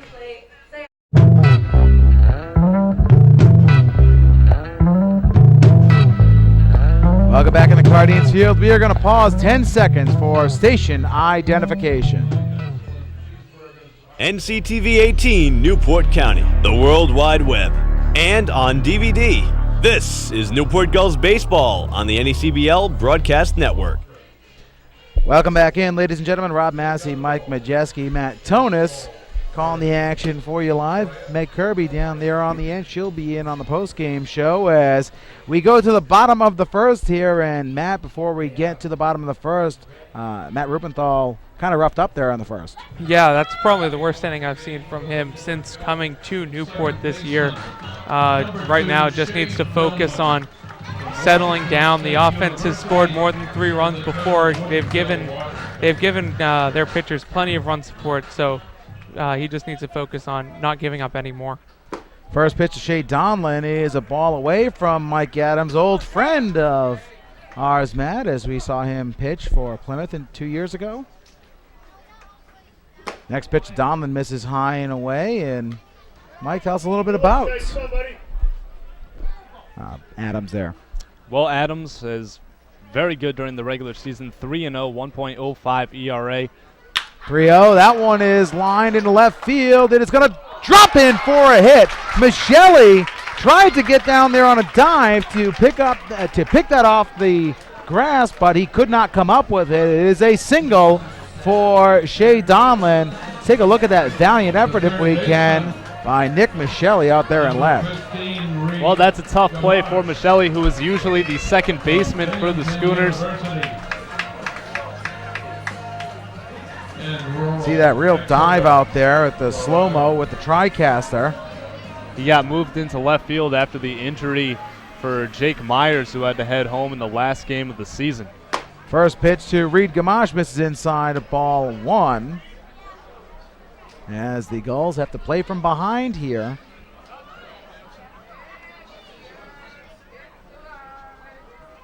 The pitch from Mike Adams. Fastball catches the zone, 1-1. Reed Gamache batting .231 here in this postseason in 3 games. 13 at bats. He's 3 for 13. Pitch. is a called strike. 1-2.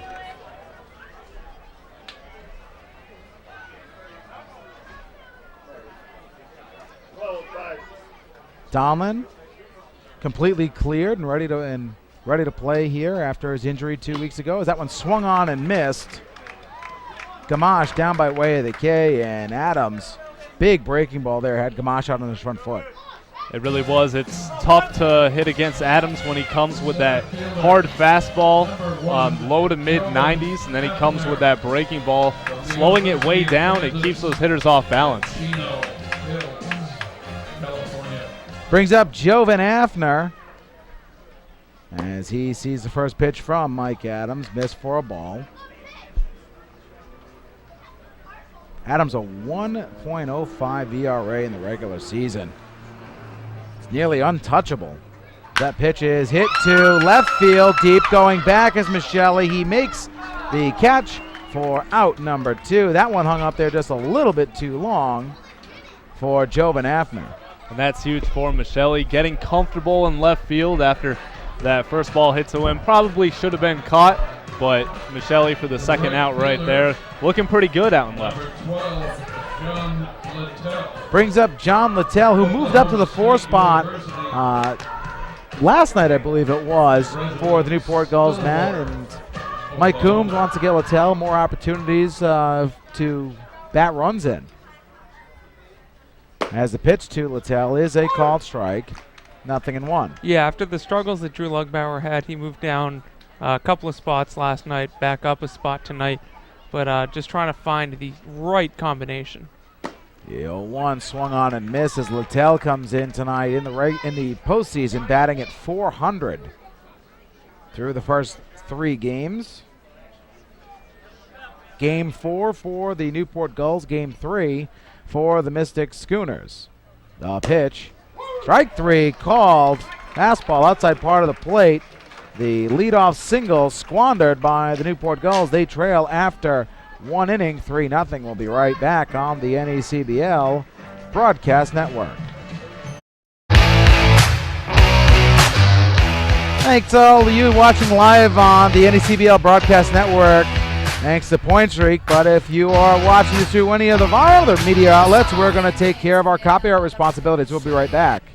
Fans, this is a reminder that this copywritten telecast is the exclusive property of the Newport Gulls Baseball Club and the New England Collegiate Baseball League, presented by the authority of the NECBL Broadcast Network for the entertainment of our listening and viewing audience, and may not be reproduced, recorded, or retransmitted in any form, and the accounts and descriptions of this game cannot be disseminated without the express written consent of the Newport Gulls and the Commissioner's Office of the New England Collegiate Baseball League. Welcome back in. Rob Massey, Matt Tonis, and Mike Majeski. We go to the second inning as Matt Rubenthal is out for a second inning of work, 9-1-2, Matt, as Rubenthal was hit very hard in that first inning. Yeah, he was getting ground balls, but they were right through holes. And he was giving up line drives right through. Right now, just needs to try to refocus, find his spots here in the second inning, try to get through a few innings, because if he continues to pitch the way he did in the first, his outing won't last long. He's from Seton Hall University. That brings up Derek Jenkins, the number 9 man. Jenkins, Michele, Ruda. You always want your number 9 man to flip the lineup. He has an easy opportunity to do that here as the first pitch from Rubenthal slips out of his hand and thrown over the head of Jenkins. And not what you want for the first pitch, but Jenkins has been very good in this 9 spot and very good for the Schooners in the playoffs, batting .429 with an RBI. The 1-0 misses high, ball 2. The Mystic Schooners are in their road grays as the 2-0 bunt shown and pulled back. Actually a two-tone. It is Carolina blue on the center of the chest and gray sleeves. Navy blue says Mystic across the front. White numbers on the back as a called strike to Derek Jenkins. 3-1. Thought he had ball forward, took a couple of steps to first base, and that never plays out too well with umpires when they see you go. The 3-1 check swing, that is ball 4. Jenkins trots down 90 feet. The Gulls are in their homestanding whites, Gulls in blue and orange across the front, and the numbers on the back are Fighting Gull atop the black and blue hat. The left fielder. Leadoff man aboard here for the second inning in a row for the Mystic Schooners, and gives Nick Michelli an opportunity here. Michelli singled and was part of a hit and run during Rich Slenker's at bat. Had to hold up, could have gone first to third, but Jovan Hafner came in quickly to try to corral a ball as the first pitch to him was ball one. Dropped right in front of Hafner for a one-out single for Slenker. One of three runners to come across and score last inning. Snap throw over to first, back standing is Michelli.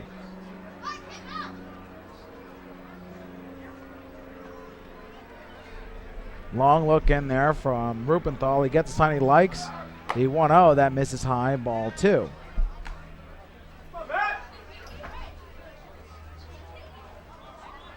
Rupenthal taking his time, rubbing up the baseball, trying to collect his bearings. Time called by Mike Coombs this time, and he is heading to the mound. I don't see anybody down in the bullpen. This may be just another check.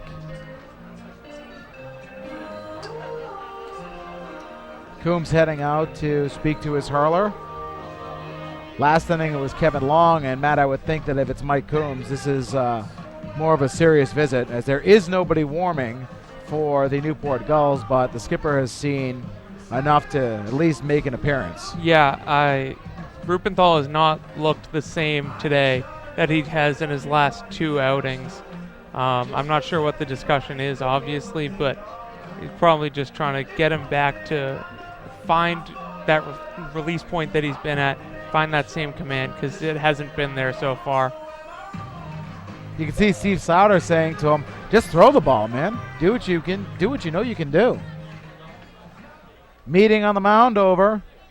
Be a 2-0 pitch to Nick Michelli with the runner at first, and nobody down here in the second inning.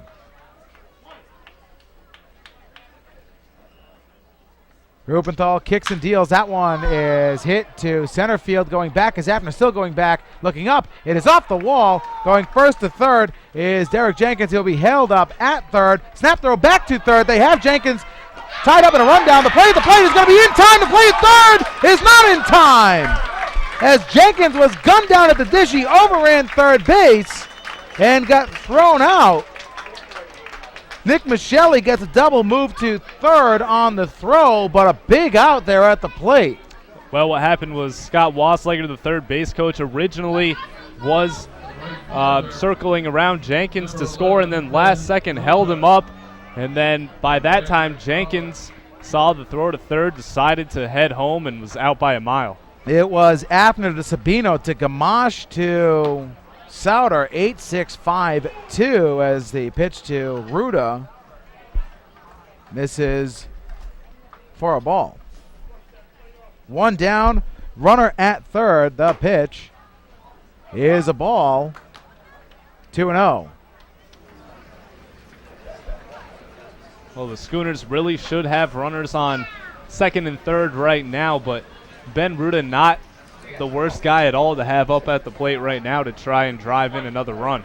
Fly ball can score a run here as the 2-0 to Ruda. Check swing in the dirt, ball 3. And Matt, when you look at it with one out, a walk to Ben Ruda wouldn't be the worst thing, puts a double play ball back into effect. No, but Ruda is one of two guys that you've actually gotten out, not including Derek Jenkins. Pitch is a called strike. 3-1. He's only induced two outs, a strikeout and a ground out. The ground out just happened to come with the bases loaded, and one guy ran himself into an out. 3-1, swung on, and that's grounded foul off the fence. It'll be a payoff pitch to Ruda.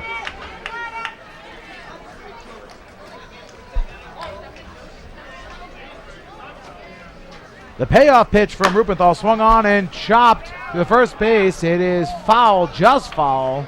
Scooped up by Drew Lugbauer. We'll reset, we'll do it again. That probably worked out for Ruda, as he would have been out at first, and Michelli would have had to stay at third, so now Ruda gets another chance at the plate to drive in the run. See another payoff pitch here from Matt Rupenthal. One down, runner at third.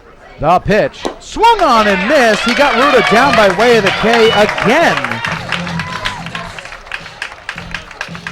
2 plate appearances, 2 payoff pitches, 2 strikeouts for Ben Ruda, and he is being completely fooled by Matt Rupenthal.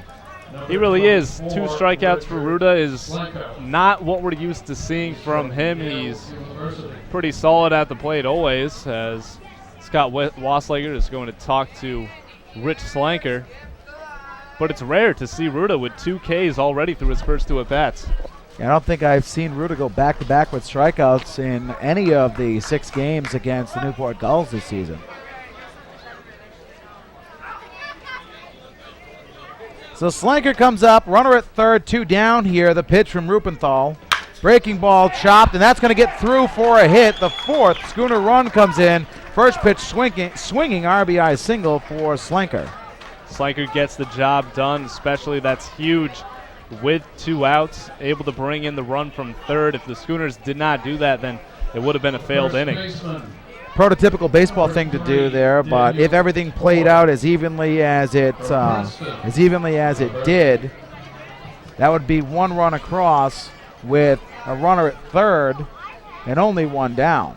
Yep. Pitch to Dan Hoy high. Ball 1. Again, assuming Rupenthal picks the same pitches and then gets the same results with Ben Ruda. We're analysts. That's what we do. Play the what-if cards.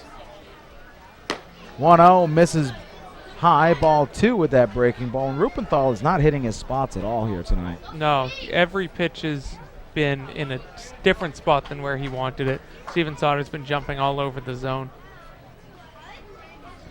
The pitch. Snap throw down to first base from Sauter. Back sliding is Slanker. The pitch was high. Ball 3 is Sauter. Really threatened by Rich Slanker. But you guys were talking about Rupenthal missing his spots. He's missing high. That's not where you want to miss. The 3-0 misses high. Ball 4. 4 pitches, 4 balls to Dan Hoy. And a 2-out walk from Matt Rupenthal. Get a pitch count on Rupenthal through an inning and 2/3. He's had to work very, very hard. Rupenthal right now is at 44 pitches, only 19 strikes. And a lot of those have been singles. Tough day at the office for Rupenthal. Catcher, number 32, Louis Iannotti. Brings up Louis Iannotti again, who worked a walk to continue the rally in the first inning for the Mystic Schooners. Yeah, 19 strikes, 8 of them are balls put in play. The pitch to Iannotti, swung on and missed. Challenge pitch there. Iannotti wanted to obliterate that ball. Wasn't expecting it to go to the outside part of the plate. You guys were talking about not a lot of strikes, but the Schooners are definitely taking advantage of the good ones that they see. This one is hit to left field, foul ball. 0-2 to Iannotti. Better call. Newport Glass. So Matt Rupenthal in a bit of a jam here. Runners at first and second. Slanker at second. Hoy at first. A runner already across here. He kicks and deals the 0-2. Swung on, and that one's lifted to left field. Giving chase is Jeremy Wolf. He makes the catch in stride for the out. That retires the side, but the Schooners score again here. They lead 4-0 after an inning and a half. I'll be right back on the NECBL Broadcast Network.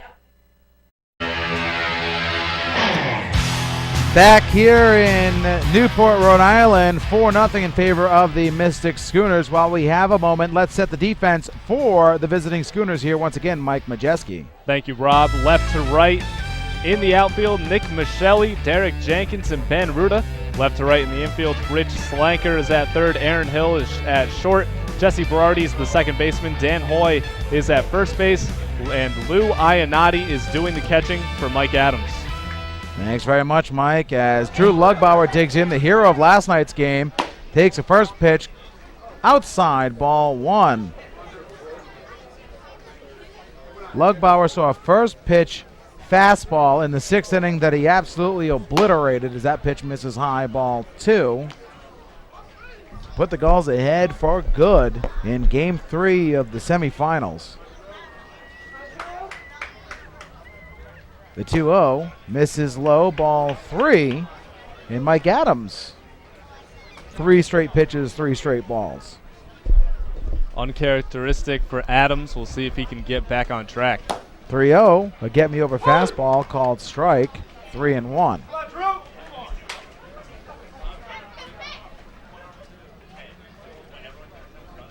Adams working quickly, the 3-1, check swing.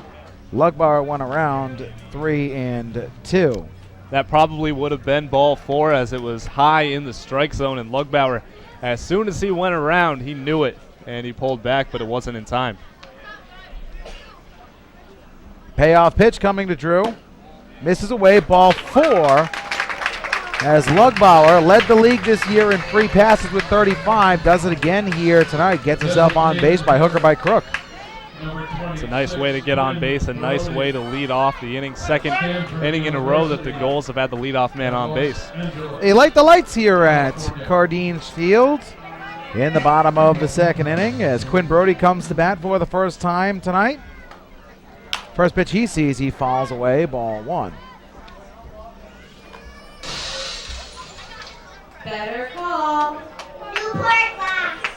Brody, the Game 2 starter in Ocean State a couple of nights ago, takes a pitch inside, ball 1. Also got the start last night in the outfield against Ryan Gray. And it seems that Mike Coombs will go with Brody against righties as the pitch misses high, ball 2. Yeah, what it looks like is there'll be a little bit of a change in the lineup between righties and lefties. Sean Bouchard will be in the lineup, and Jeremy Wolf will probably be out with lefties on the mound. 2-1, swung on, fouled back, 2-2. Mike Adams trying to repeat what he did last inning after he let the leadoff man on base and then came back for 3 straight outs, 2 of those being strikeouts. One swinging, one looking to Gamache and Littell. The break-even pitch here coming for Adams, and that is strike 3 called inside part of the plate. Brody didn't like it, but takes the 3rd strikeout of the night from Mike Adams back to the bench with him.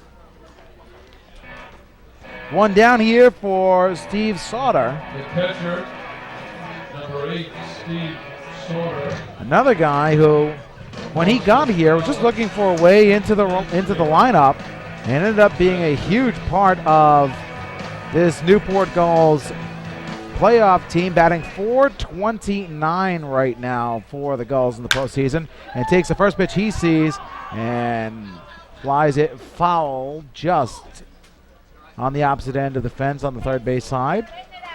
0-1.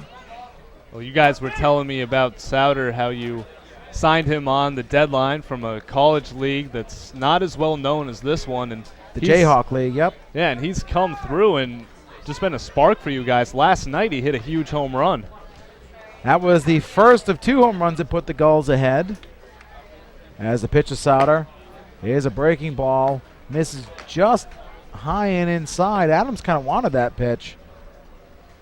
1-1. Adams sets high, the 1-1, swung on, and that one is lifted to center field. Jenkins coming over is Michelli as well. Jenkins will make the call and the catch for out number 2. So very similar to the first inning. Leadoff man aboard. Strikeout followed by a fly out to the outfield. Yeah, it's looking pretty identical so far, and Adams will just look to keep that going here. Brings up Jeremy Wolf, who did have part of the night off yesterday. Wolf in left field tonight, getting the start. Called strike to the left fielder. In the postseason, Wolf only batting .111. In the regular season, batted .280 as he takes this one, grounds it to second base. Berardi up with it on a couple of hops. He fires over to first for the out. That retires the side. Once again, leadoff man stranded on first base. We played 2. 4-0 in favor of the Mystic Schooners. We'll be right back on the NECBL Broadcast Network.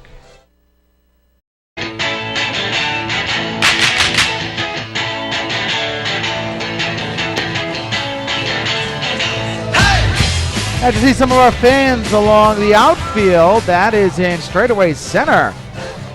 Taking this game in, got the lawn chairs up there. Actually a really good view along the outfield of Cardines Field. Have a couple of fans out there in left center field as well. So if you can't get into the ballpark, and last night tough time to find a seat in the Cardines Field, along the outfield fence is a great place to watch.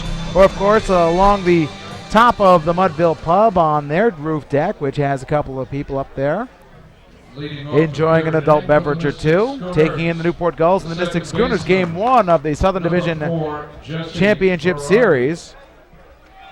Berardi, Hill, and Brucker to face Matt Rupenthal on for his third inning of work. The pitch to Berardi is a ball low, 1-0.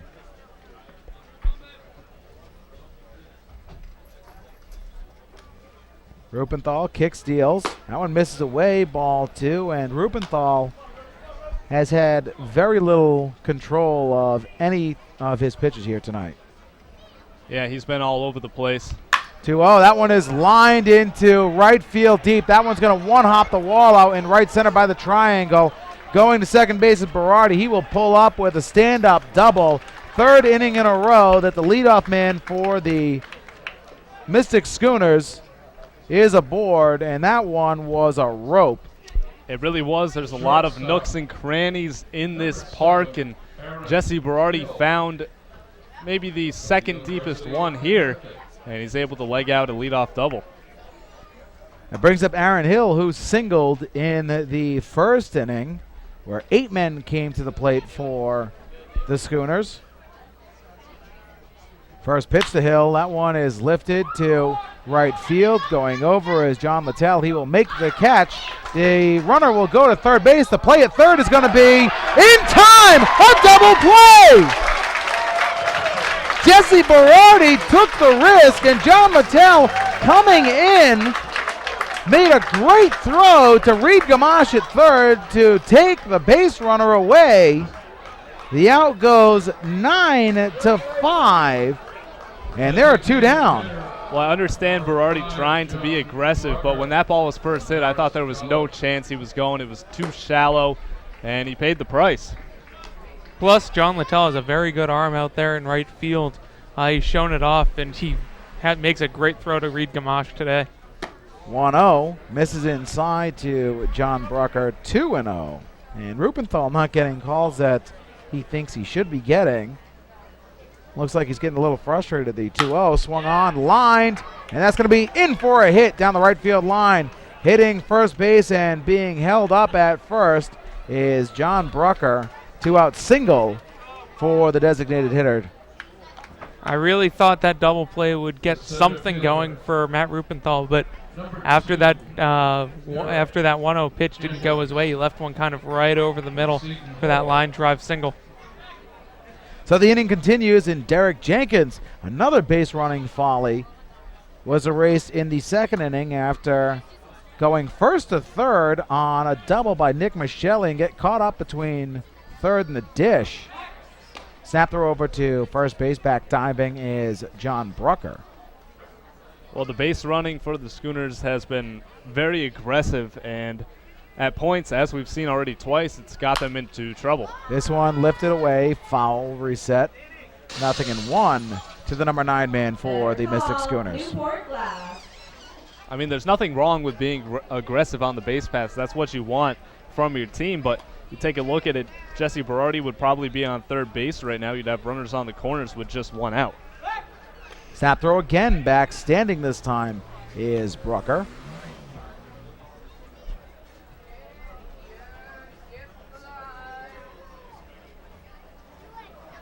Coming set is Rupenthal. Kicks and deals the 0-1. Misses, ball 1.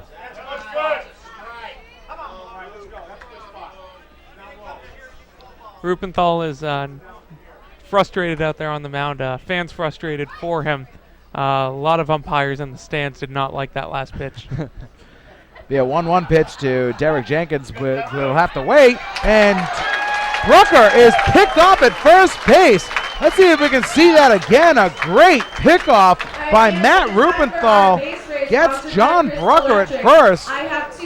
Here's the play. Rubenthal snaps over and a tag applied before Brooker get back to first base for the out. That retires the side, and after 2.5, it is 4-0 in favor of the Schooners. We'll be right back on the NECBL Broadcast Network.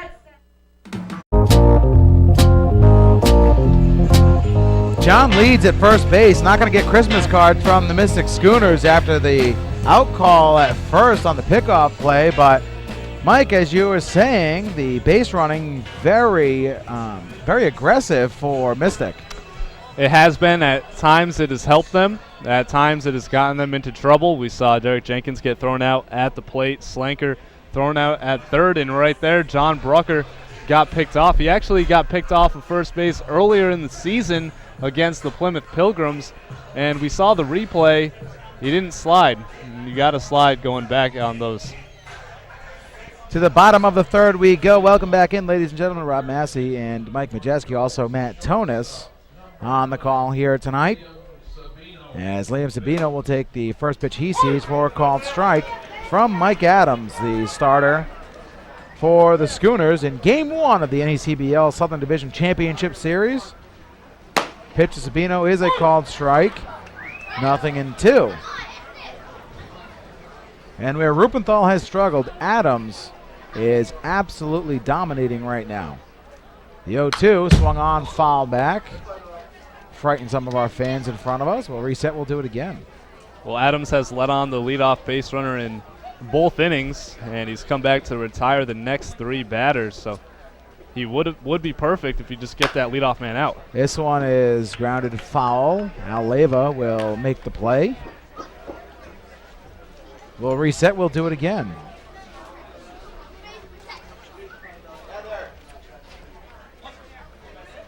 Adams from the full windup kicks and deals the 0-2.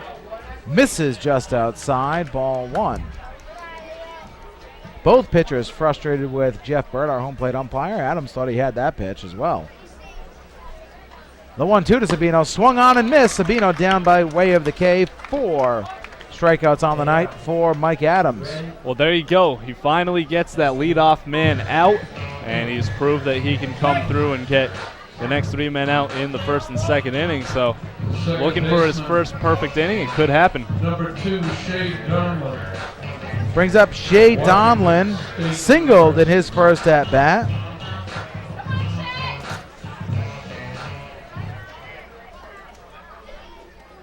Looks to do the same here as he takes the first pitch from Mike Adams. A called strike. And Adams just looks very comfortable on the mound right now. He has a 4-0 lead, and he is locked in. The 0-1 swung on and missed, 0-2. Very big swing from Donlin right there. The 0-2 to Donlin, misses away from Adams. 1-2. I remember talked about the near no-hitter that Adams threw in 13 for the Plymouth Pilgrims as the 1-2 is delivered. Misses away, ball 2. He only had, I believe he had 4 walks in that ball game, but the only hit that he gave up was a home run, and we were in Keene in that weird right field dip. As this one is hit to center field, but Jenkins in step will move over 2 or 3 steps and make the catch for out number 2. Gives up 1 hit. It was a home run. He went 7 innings in that ball game, but dominated, very similar to what he's doing here tonight. A lot of strikeouts, a couple of walks, and the 1 hit. But when he really wants to throw, he can reel back and fire. Oh yeah, Adams has been spectacular all season long. You talk about that 1 hitter at Keene. That's understandable. I mean, that is a huge dip. This one is chopped to the shortstop. Aaron Hill plays it on a couple of hops. Had to go across his body. Fires the first for the out.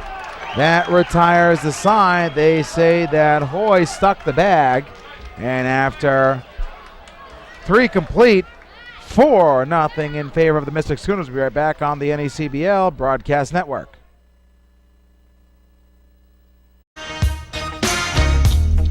Mike Coombs was not happy about that play at first. Let's see if we can bring it back up as Coombs and John Leeds continue their conversation. It was a close play at first base.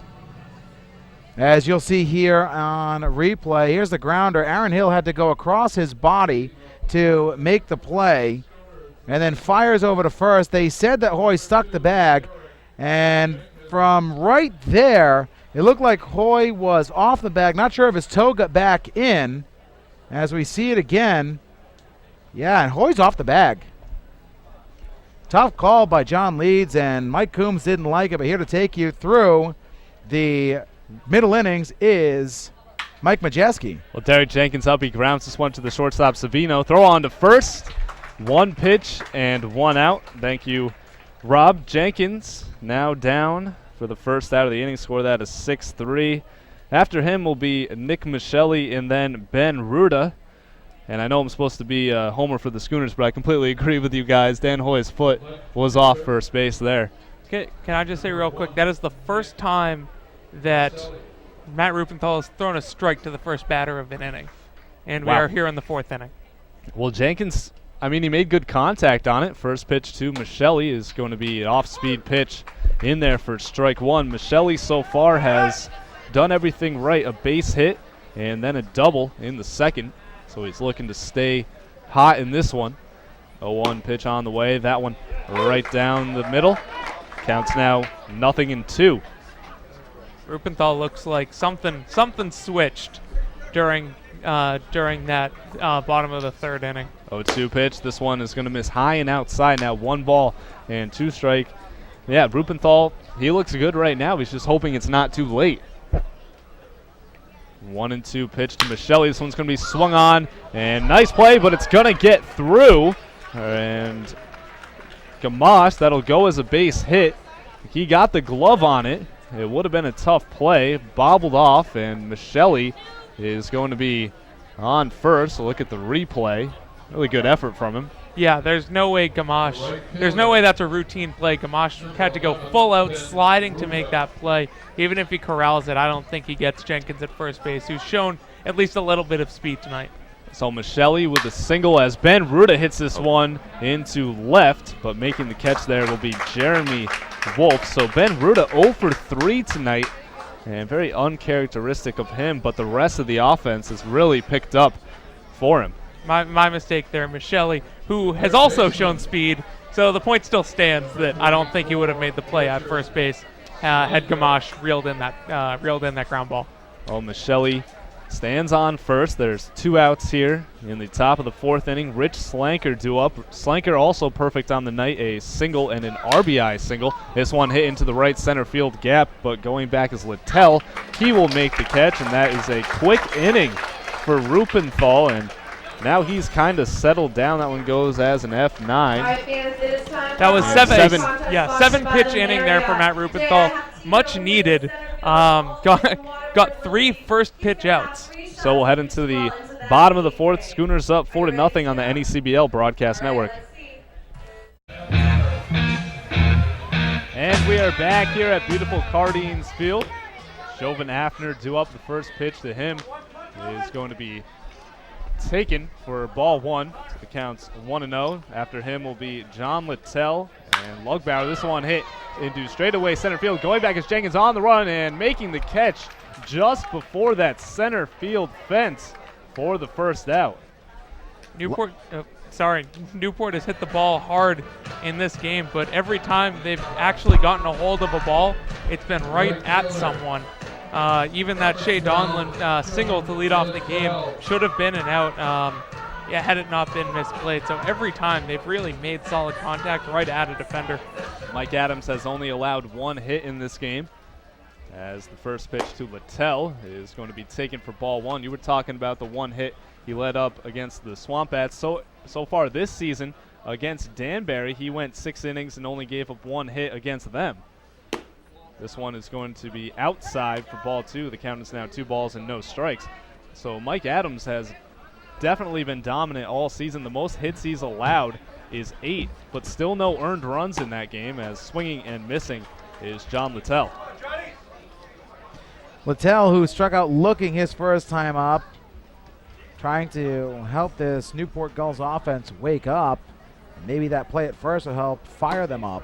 2-1 pitch swung on and missed once again. Now the count goes even, 2 balls and 2 strikes. There's 1 out here in the bottom of the 4th. Schooners lead it 4-0. They got 3 in the first and 1 in the second. 2-2 pitch. This one high chopper. Slanker, the third baseman, runs over and throws to first. And now we have 2 outs here in the bottom of the 4th. That was a very high chopper. Good job for Slanker to kind of leap a little bit to get that ball a little bit earlier and just beats John Littell, hustling all the way down the line for the second out. Drew Lugbauer up to the plate. He walked in his first at bat.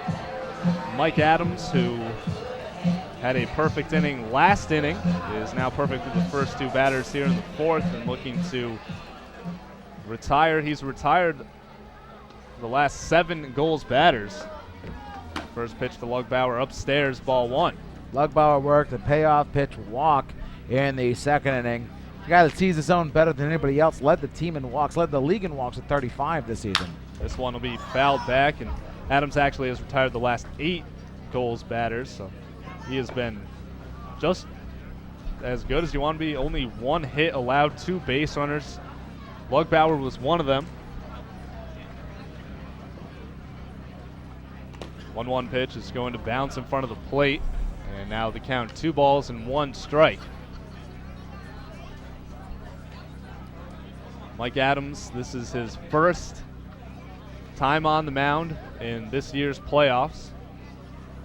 2-1 pitch, misses outside, and now Lugbauer will have a hitter's count.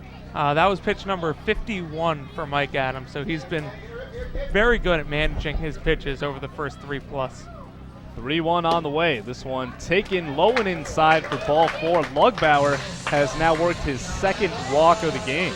You can't try to throw setup pitches to Drew Lugbauer. He knows the zone way too well, and if it's not in the window, he's not going to swing at it.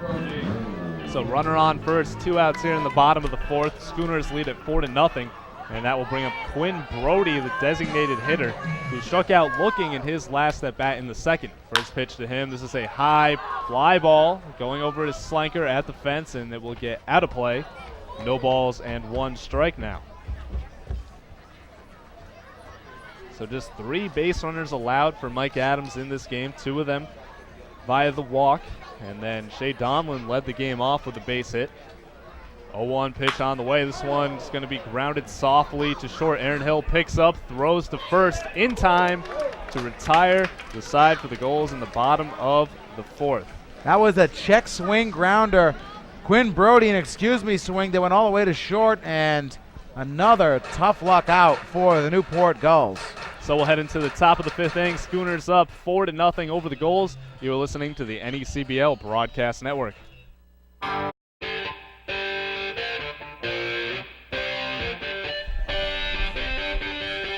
Welcome back here. We are in the top of the 5th inning. Schooners lead it 4-0 in this game 1 of the Southern Division Championship Series over the Newport Gulls. Due up for the Schooners will be Dan Hoy, Lou Ionati, and Jesse Berardi. Rupenthal still out on the mound for the Gulls, and he's really calmed down since those first couple of innings. Yeah, he really has. That 7-pitch inning really helped him. And he looks to continue the dominance that he had. 3 first pitch outs in the 4th inning, and Rupenthal needs another inning or 2 like that against these Schooners. Dan Hoy will look to get on base here. He singled in the first. It was an RBI single, and he came around to score. Also walked in the second. First pitch to Hoy.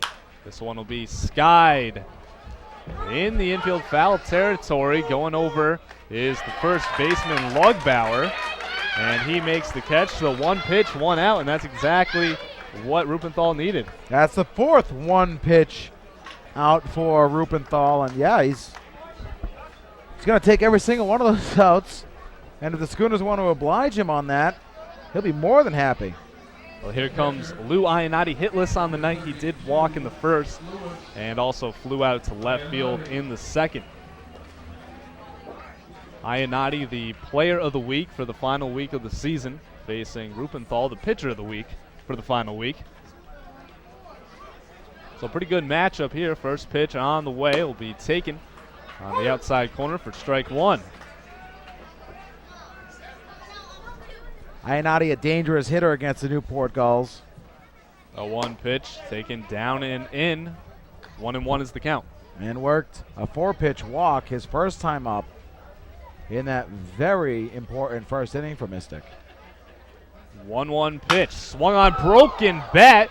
It goes to second base, bobbled it is Donlin, and that will go as an E4, and the bat dies a hero as Ionati reaches base. Tough play for Donlin as the bat went farther than, I was going to say farther than the ball, that's not true. As Donlin went, I was waiting for the replay and it slowed down at the wrong moment, and that's just dumb on my part. Donlin, tough hop, in and out of the glove, should have made that play and gave the Mystic Schooners an out that they would have had back. Well, now Jesse Berardi will step up, 1 out here in the top of the 5th. Berardi with a single and a double. It was an RBI single in the first pitch to him is going to be taken for ball 1. Schooners lead it 4-0 over the Newport Gulls. There is 1 out. Ionati stands on first. They're going to check over at first base. Ionati scampers back safely. Baseball bats, they either die a hero or live long enough to be a cheap giveaway. That's right.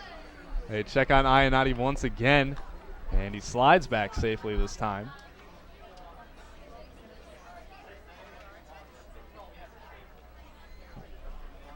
Pitch to Berardi is going to miss downstairs. Now 2 balls and no strikes. In game 1 of the first round, the Dreamback Company was showcasing their bats to all the fans. It's pretty good to see down at Fitch High School. 2-0 pitch. This one skied high. It looks like it'll be foul territory down the third baseline. Making the catch at the fence is Reed Gamache. So battling the field and doing a very nice job. Yeah, Gamache went a long way for that. Up against the fence. Took a weird route to it as well. As you see, Gamache fighting that fence, almost colliding with it, making the catch for out number 2. So as you said, now 2 outs. Ionati still on first base, and Aaron Hill, who has an RBI single in the first, also flew out to right field in the third, steps up to the plate. Aaron Hill now with 2 hits in this postseason. First pitch to him will be taken for strike 1. Aaron Hill was the only Schooner without a hit in game 1 of last round.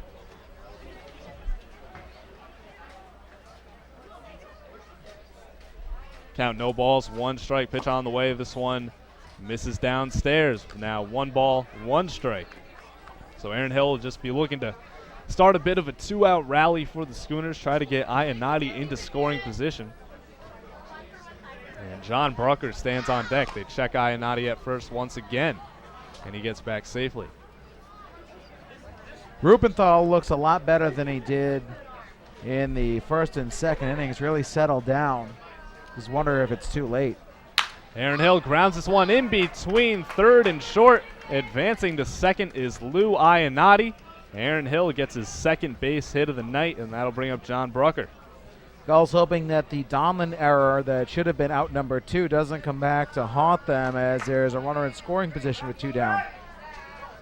So John Brucker, who grounded into that inning-ending 4-6-3 double play in the first, and he also has a base hit but was picked off in the third to end that inning. Pitch on the way, he lifts this one into left field, going over, and it will be out of play. Pretty good effort from Wolf, but makes its way into the seats. Yeah, Jeremy Wolf on his horse there, lost his hat trying to get that ball. Was in dead ball territory by the time it landed, opposite end of the fence when everything was finished, but Wolf pulled up just at the end, but really moved down there, try to get out number 3. So John Brucker, who was the final out of 2 of the first 4 innings for the Schooners, has an 0-1 count to him. Pitch on the way. This one will miss high and outside. The count now even, 1 ball, 1 strike. So we have 2 outs here in the top of the 5th. Runner on first is Aaron Hill. On second is Lou Iannotti. 1-1 pitch swung on and fouled straight back. Brucker just missing that one. Yeah, he had that ball. He was looking fastball the whole way, and when you foul a ball right back, usually means that as a batter, you're right on top of a pitch. That's right, so Brucker will be looking to stay on and just make a better piece of contact and put it in play of the count. 1 ball and 2 strikes. Rupenthal looking to get out of this inning. Pitch on the way, swung on and missed. Rupenthal picks up strikeout number 3 in this game to end the top of the 5th. And the Schooners go down without a run. Still 4-0 Schooners on top. We'll head into the bottom half of the 5th inning. You're listening to the NECBL Broadcast Network.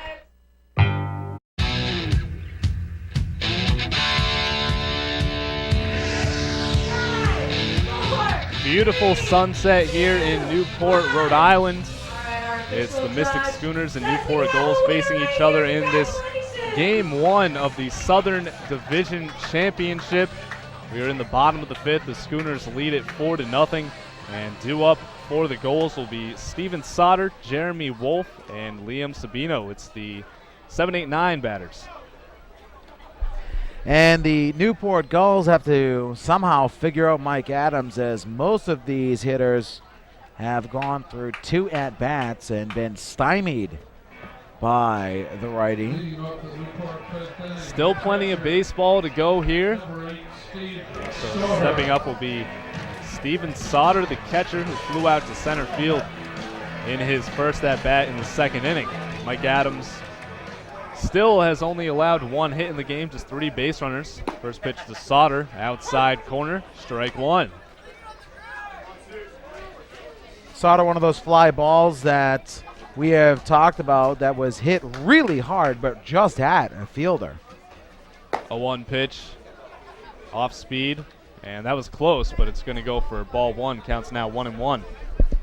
Very close pitch there. Jeff Burt says ball 1. So 1-1. This one lifted into center field. Once again, hard hit right to Derek Jenkins, who makes the catch for out number 1. Yeah, I mean, everybody for Newport that is making contact, Donlin, Afner, Sauter, all of them. Every ball that's gone to the outfield has been hit right on the screws, but pretty much within a step or 2 of all the outfielders. So Wolf steps up, first pitch to him. Upstairs, 1 ball and no strikes, and that's always tough. That's the worst feeling when you're a hitter. You get up there, you make really good contact. You're thinking, oh yeah, I got an extra base hit, and all of a sudden it finds its way into a glove as that one's fouled back. The count now 1-1.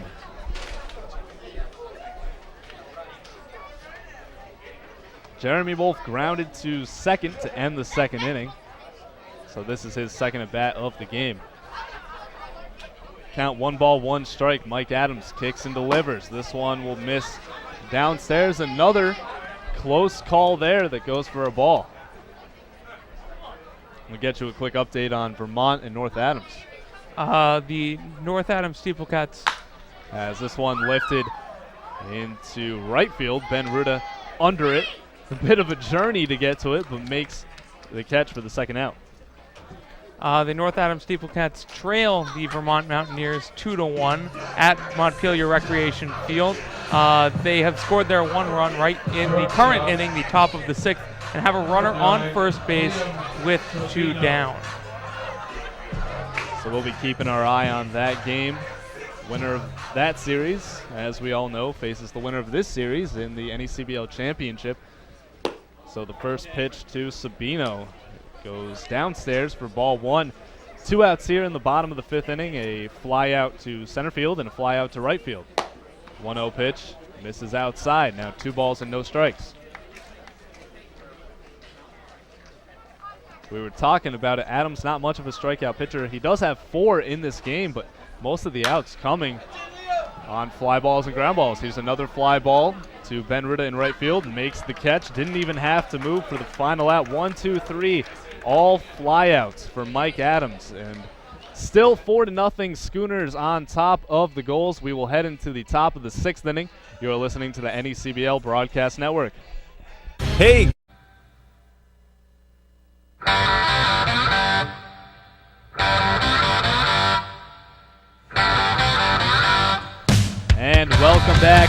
Cardines Field. You're heading into the top of the 6th inning. It will be the 9-1-2 batters for the Schooners. Derek Jenkins, Nick Michelli, and Ben Ruda.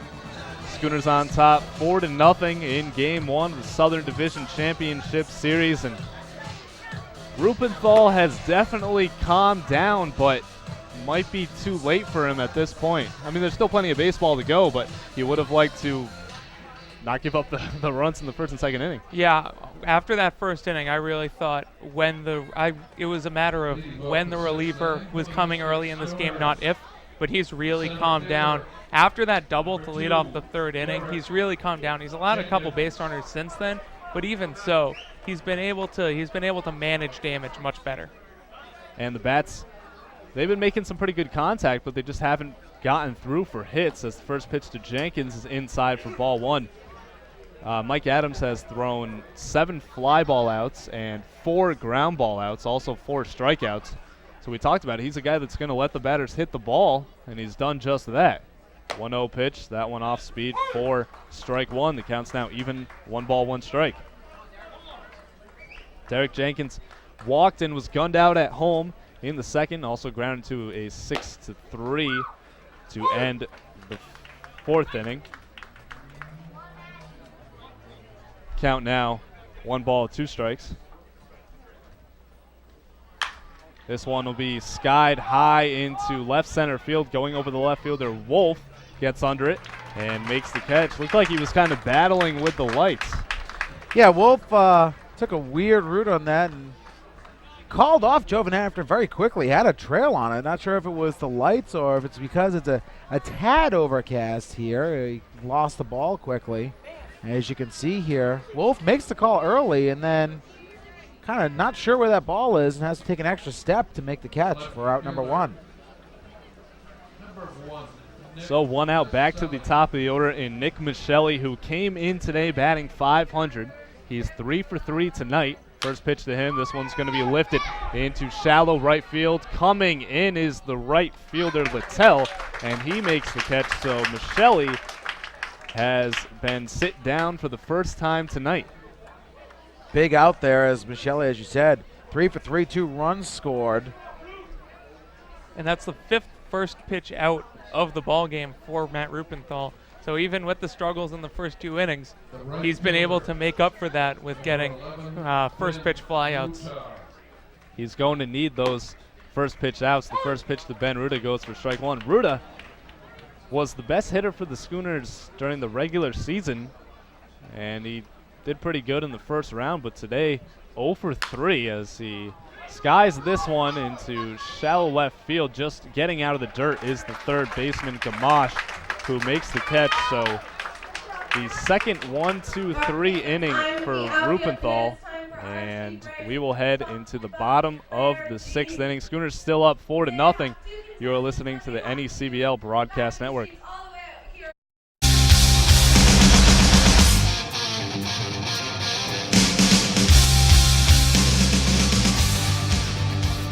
Bottom 6 due up for the goals. 1, 2, 3. It'll be Shea Donlin, Reed Gamache, and Jovan Hafner. Schooners lead it 4-0 over the Newport Gulls in Game 1 of the Southern Division Championship Series. And Mike Adams still in this game. Just 1 hit allowed, and that was the first batter, Donlin, who steps up to the plate right now. Pitch to him is going to be downstairs. 1 ball, no strikes. Just 3 base runners allowed for Mike Adams. This one is going to be fouled out of play, and the count goes to 1 ball and 1 strike. That pitch was number 66 on the day for Mike Adams, who is just above 60 pitches in the 6th inning. In the regular season, the longest he went was 6 innings against New Bedford and then Danbury in back-to-back starts. This one will be grounded to Aaron Hill, the shortstop, who throws to first for the first out here in the bottom of the 6th. Well, when you look at it as far as longevity, he's at 66 pitches, which if you're talking pitch count-wise, that puts you in the 5th inning. So he's an inning ahead pitch count-wise. So Reed Gamache steps up to the plate. He is 0 for 2 on the night, struck out and then grounded out too short. Adams working very quickly. Fires the first pitch. This one will be foul tipped. So no balls and 1 strike. I think the umpire, he's going to clean off the plate. I thought at first he was going to tell Adams to maybe slow down as he was pitching before they were ready. Now, I think that Ionati maybe got hit in the back of his leg with a foul ball, so that's just kind of a nod by his battery mate there to give him a second to catch his breath. So no balls, 1 strike. Pitch on the way upstairs, and Gamache chases after it, and now no balls and 2 strikes. Really, for Newport, tale of 2 different thirds of this ball game, but Mike Adams through the entire outing has been just brilliant. 0-2 pitch upstairs, now 1 ball, 2 strikes to Gamache. Already 1 out here in the bottom of the 6th inning. Donlin grounded to Aaron Hill for the out. 1-2 pitch. Foul tip, just got a piece of that one to stay alive. Barely stayed alive as Reed Gamache and company need to figure out a way to get to Mike Adams. He's good enough to go out there 7, maybe 8 at this rate. Maybe 9.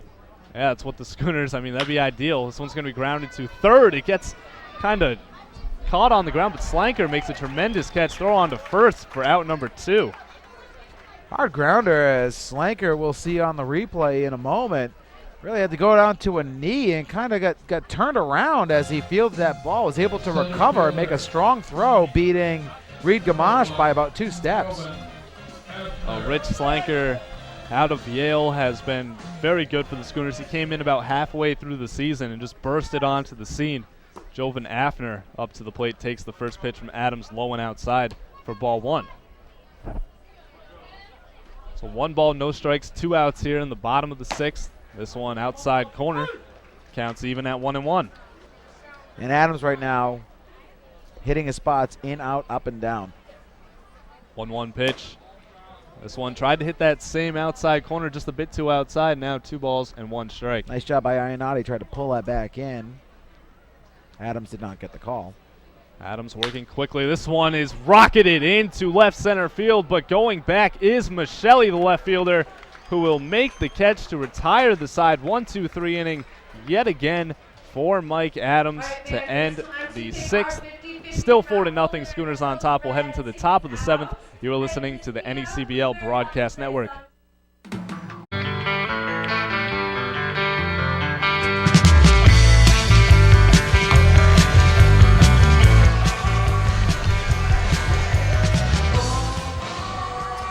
And we are back here at Cardines Field. The Schooners lead it 4-0 over the Newport Gulls in the top of the 7th. And now to take you through play-by-play for innings 7, 8, and 9, the voice of the Gulls, Rob Massey. Thanks very much, Mike Majeski. Nice job on the commentary in the middle innings there. Welcome back in, ladies and gentlemen. Rob Massey, Matt Tones, and the aforementioned Mike Majeski. Into the 7th we go. On the mound still is Matt Rubenthal. And Matt, I didn't expect Rubenthal to be out there. This one is hit to center field. Jovan Afner, a couple of steps over. 1 pitch, 1 out for Rubenthal here in the 7th. That is the 6th time tonight that there has been a first pitch out for Matt Rubenthal, and that's the reason he's still in this game. After those first 2 innings, when he gave up all 4 of his runs, he's really settled down. He gave up a leadoff double to start the 3rd, but after that, he's really been able to pitch around damage, or has pitched out of jams and avoided damage so far. Pitch to Dan Hoy, misses low in the zone. Ball 1. I do not believe there's anybody going in the bullpen for either side. Why would you put anybody up for Mike Adams? He's pitching brilliantly on the bottom end of the innings, as that one misses low. Ball 2. Nope, everybody's sitting patiently out there in the pen. Rubenthal steps off and will try to get back on the same page with Steve Sauter. The pitch misses high, ball 3. That was pitch number 88 for Rubenthal, but compared to where he was after 2 innings, he's pitching really well. 3-0. Swung on, grounded. Gamache dives and cannot get it. It is a single for Dan Hoy. Nice attempt there by Reed Gamache. It really was, diving to his left, but that ball was very hard hit. You could just hear the pop of the bat for Dan Hoy. Got on Gamache quickly, and now with one out, the Schooners have a runner on base. The catcher. One down for Lou Iannotti. Reached on an error his last time up. Also walked. Does not have a hit on the night thus far. Hit a ball really hard, but right at Jeremy Wolf in the second inning. Comes up with one down here in the seventh. Rubenthal on for his seventh inning of work. Snap throw back to first base. Back diving is Dan Hoy.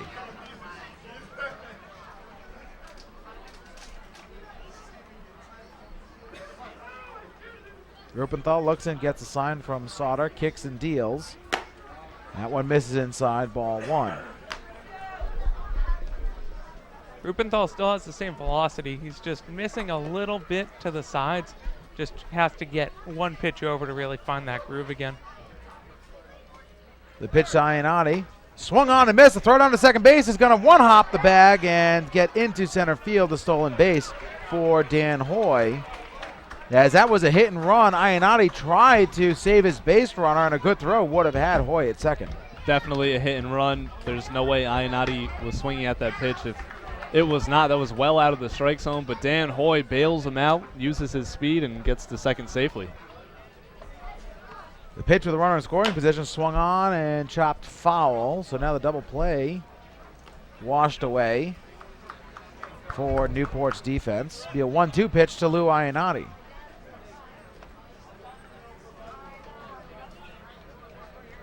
Lefty pinwheels the bat. Rubenthal get the sign he likes, and time called by Dan Hoy as something got in his eyes. Seems to be okay, and we'll do this all again.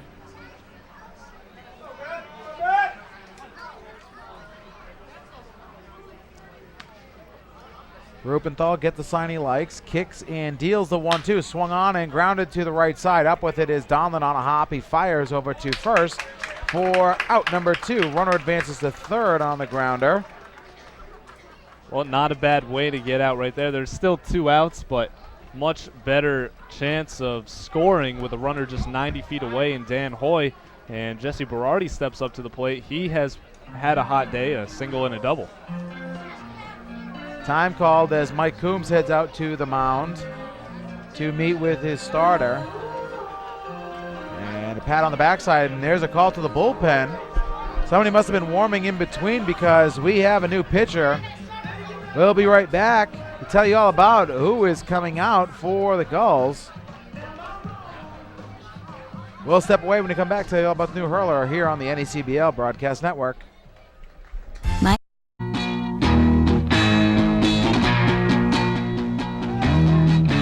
Welcome back to Cardines Field. We are in the 7th inning. New pitcher on the mound for the Newport Gulls. Here to tell you about him, Matt Tonis. Thanks, Rob. It's Hunter Shriver. Shriver 3-1 in the regular season, 2.85 ERA in 10 games, 5 starts.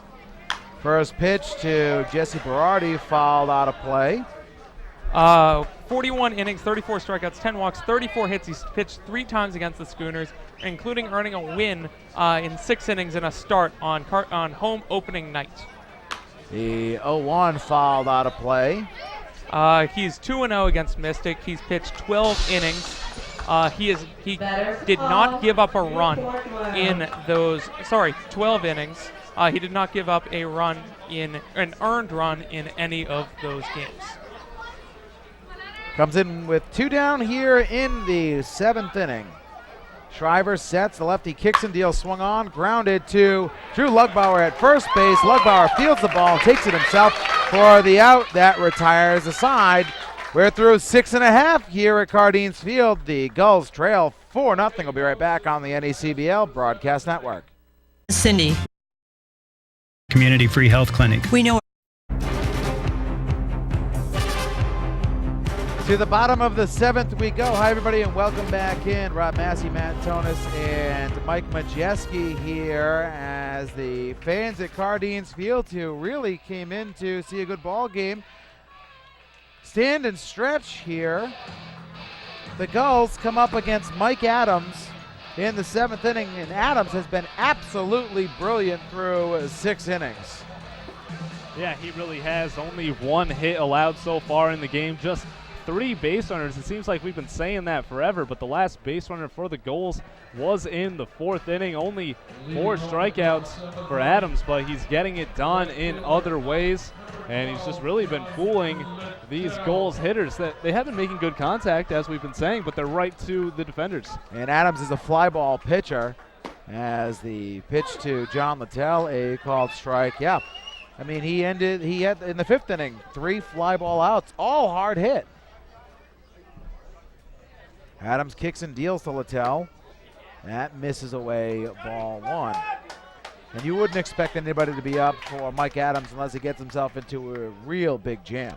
No, not at all. Keep him on the mound as long as we can. This pitch is a called strike. 1-2 to John Littell.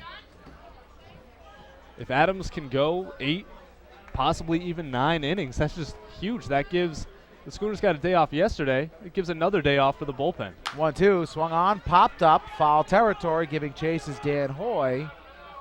Hoy will make the call and the catch for out number 1.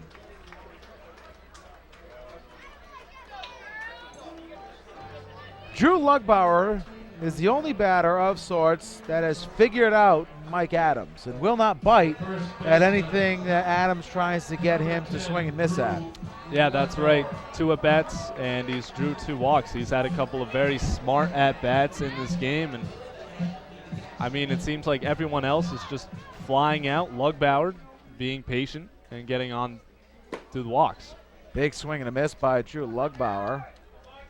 0-1. Lugbauer worked a 3-2 walk in the 2nd and a 3-1 walk in the 4th. We're here in the 7th, 1 down. The Gulls trail by 4. The pitch to Lugbauer swung on and missed, and Adams is just going to challenge the lefty. He's been doing that all game long. He gets the ball back from the catcher, steps back on, and just fires it in there. Adams Wine kicks and deals the 0-2. Misses just inside. Ball 1. That got some groans from the Schooners faithful. Yeah, it did. Working quickly, Adams kicks and deals. That one bounces in there, 2-2. And Adams was ahead of Lugbauer. Lugbauer brought the count back up and tied it.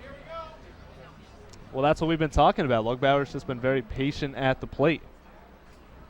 The 2-2 to Drew. Swung on, foul back.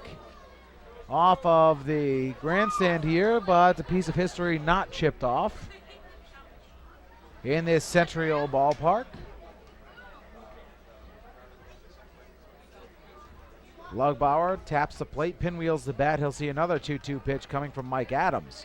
Here it is. Swung on, fouled out of play. That one just hit the net and saved the drivers on America's Cup Avenue from having to replace a windshield. Lugbauer battling Adams here in the 7th, 1 down. The 2-2 again. Misses away, ball 3, and you're not going to get Drew to swing at pitches like that. No, you're not. You said he knows the strike zone very well, and he's proving it right here. Down 0-2 to begin the at-bat. Now has worked the count full.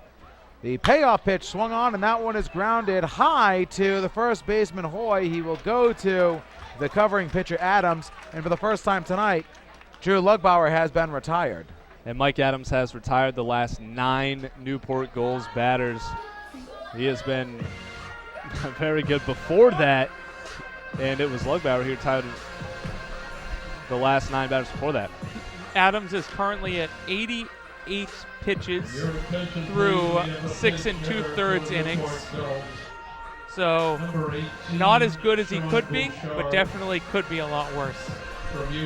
Sean Bouchard will pinch hit for Quinn Brody.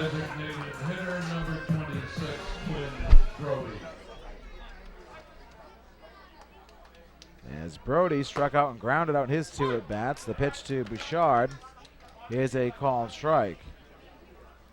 Maybe some new blood will reignite something into this offense. The 0-1 misses away, ball 1. Well, somewhat not surprising here at Cardines Field, as both of these squads have played better on the road at their respective opponents' home turf, as that one swung on and missed by Bouchard. 1-2. As we pointed out earlier in the game, The Gulls 2-1 at Fitch. The Schooners 2-1 at Cardines. The 1-2 to Bouchard, misses low, ball 2. It's just crazy how baseball works out. The Schooners coming here, and they look pretty comfortable on this field in front of the big stage. 2-2 pitch, swung on, and that was grounded off of the glove of Slanker. That's going to be a single for Sean Bouchard, and the first hit for the Newport Gulls since the first batter in Shea Donlin here tonight. And both hits were hit pretty much right at people. They were just, one was too hard hit and one was misplayed by Michele in left field. Yeah, Slanker has been tremendous at third base all night long. That time, I mean, that ball was just so hard hit from Bouchard. Ran right up on Slanker. Nothing you can do about that. No, tried to go down to block it. Just nicked off the top of his glove. Really nothing Slanker could do over there. Pitch bounces in the dirt, and a wild pitch will send Sean Bouchard to second base. And for the first time tonight, the Gulls visit the second bag. Well, you talked about Bouchard trying to be the spark for the team, and so far he's done it.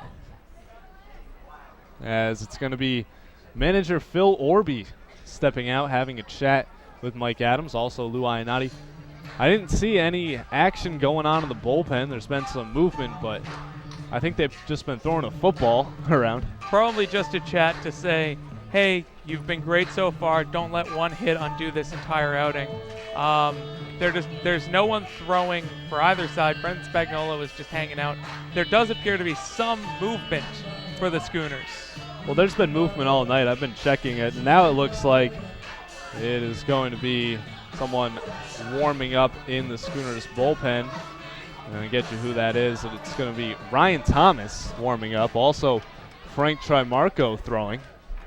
Double barrel action all of a sudden as Mike Adams, if you want to call it this, in the second inning in his first real jam. Excuse me, and if you want to call it this, with 2 outs in the 7th inning. His first real jam. The pitch misses low, ball 1 to Steve Sauter. And Sauter has been a huge offensive asset for the Gulls in this playoffs. Strangely enough, he is the guy you want up in this situation, despite only being here for a week and a half. Pitch to Sauter, that one is grounded to first base. Hoy will field it and take it himself for the out. That retires a side, so the single squandered as the Gulls leave only their 4th man aboard. We are through 7 here at Cardines Field. 4-0 in favor of the Newport Gulls. We'll be right back on the NECBL Broadcast Network.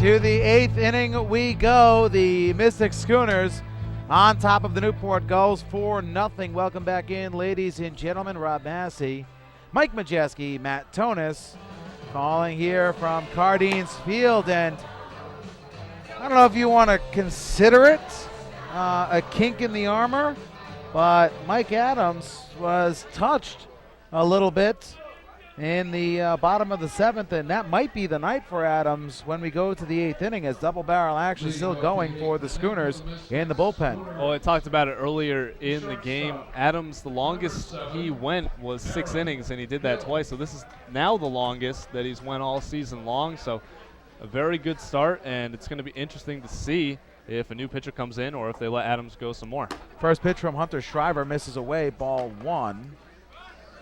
To Aaron Hill. Hill, Brucker, Derek Jenkins. If anybody reaches, we'll see Nick Michele. The 1-0 to Hill is a called strike. 1-1. As this crowd, which was so hot last night, very quiet here at Cardines tonight as the Gulls trail by 4 in the late innings. Pitch, misses low, ball 2. It's an odd crowd for this late in the season.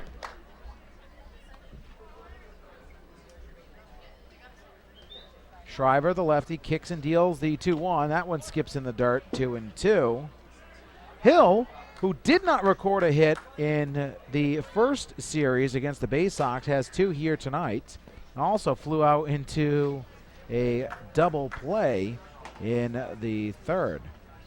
Well, the Schooners got their leadoff man on in the first 4 innings. The 2-2 skied high. Reed Gamache makes the call and makes the catch as that ball finally came down here in the 8th inning. And to continue the trend, the leadoff man has gotten out in the 5th, 6th, 7th, and now the 8th. Only scoring game in the first 2 innings. That big first inning for Mystic where they sent 8 to the plate and scored 3 on 5 hits. First pitch to John Brucker, a ball that Steve Sauter kind of holds there for a second. Give Jeff Bird a closer look at it. Still a ball. 1-0, misses low, ball 2.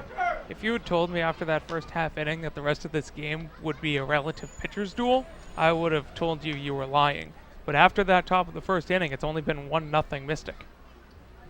2-0, swung on, fouled back. 2-1. It's amazing how baseball works sometimes.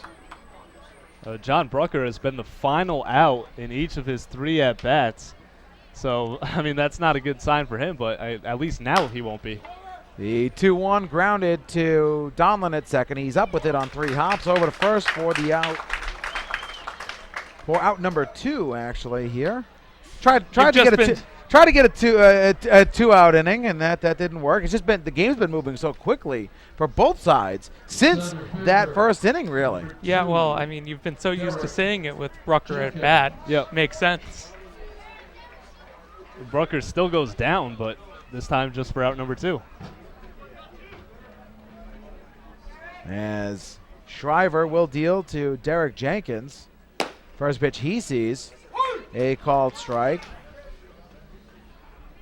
Jenkins 0 for 2 with a walk. Was the first out of the second inning as the 0-1 comes in low, ball 1 on a base running error. As he was held up at third base, slipped around third base and got caught up in a rundown and was ended up tagged out on a double by Nick Michele as that pitch sails away. 2-1.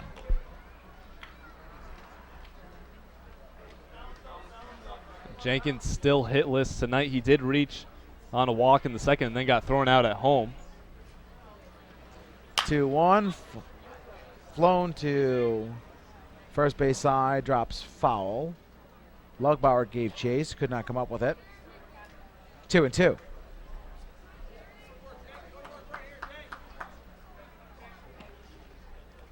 Two down here in the 8th inning.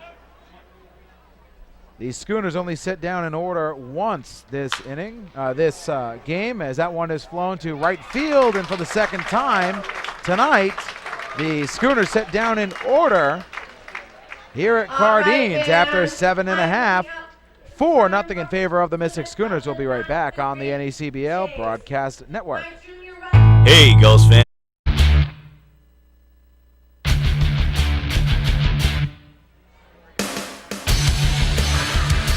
To the bottom of the 8th we go, and Mike Adams still on the bump here for the Mystic Schooners, and why not? He does have help in the bullpen. He has a 4-run cushion, and he will face 8, 9, and 1 from the Newport Gulls. Jeremy Wolf follows the first one he sees back. 0-1. When we get a moment, we will get to tonight's This Day in Baseball History. Check swing, ball to Jeremy Wolf. They will check down to third, and still a ball, as signaled by Louis DeLuis.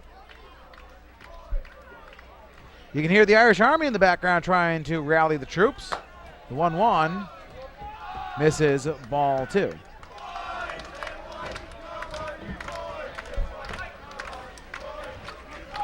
There they are along the third base side.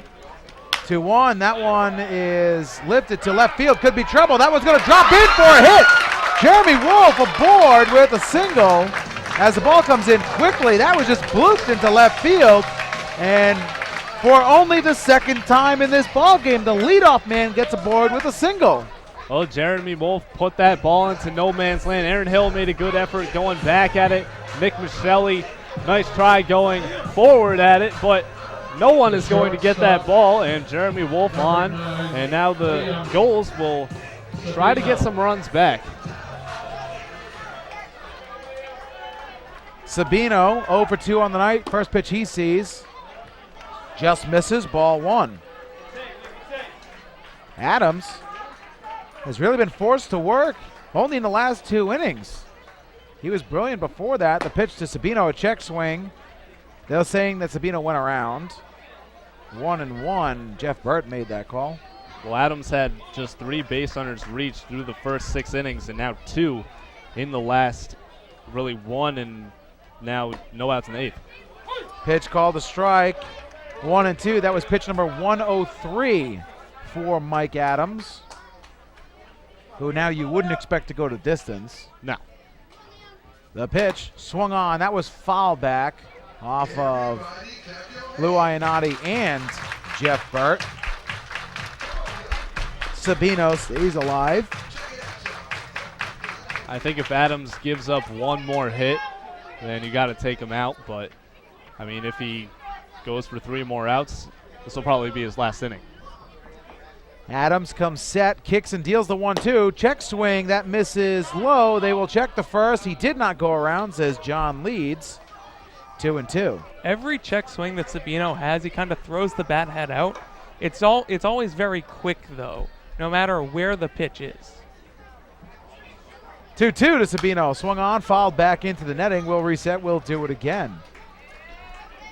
Finally got some fans atop the warehouse there in right field. Those people are insane.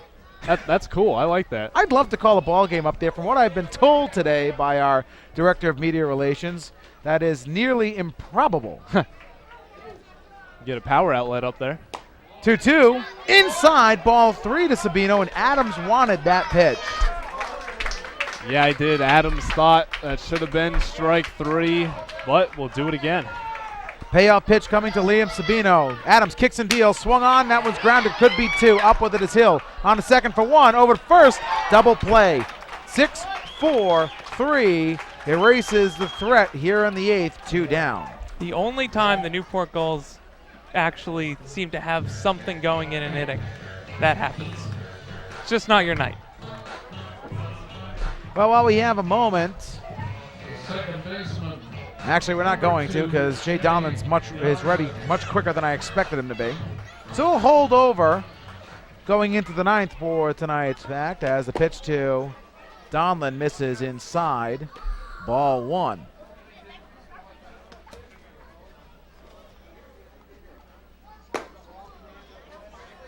Pitch misses to Donlan inside as well, 2-0. Donlan has the first of just 3 hits in the game for the Gulls. 2-0, swung on, fouled away.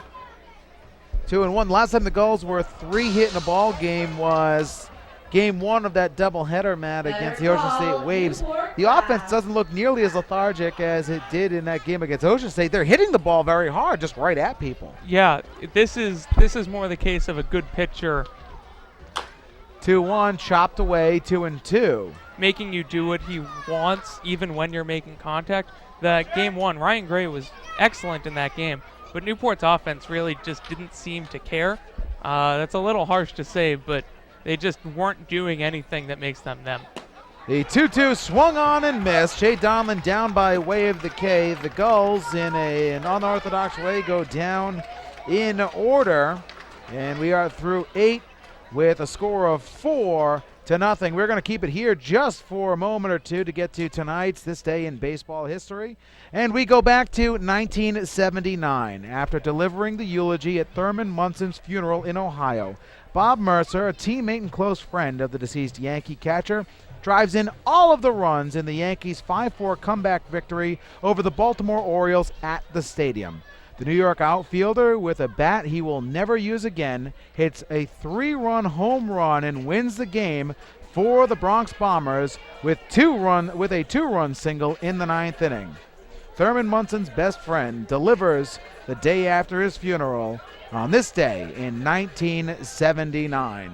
We will step away briefly here on the NECBL Broadcast Network. When we come back, the 9th inning here from Cardines Field.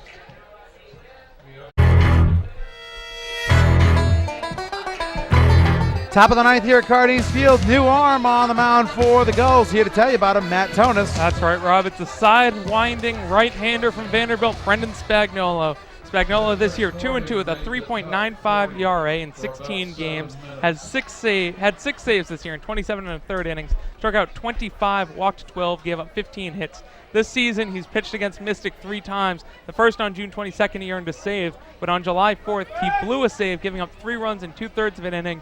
And then on July 31st, the Gulls' last home game of the regular season, started the game, gave up 5 runs on 4 hits and a walk in 1 2/3 innings, earning the loss in that game.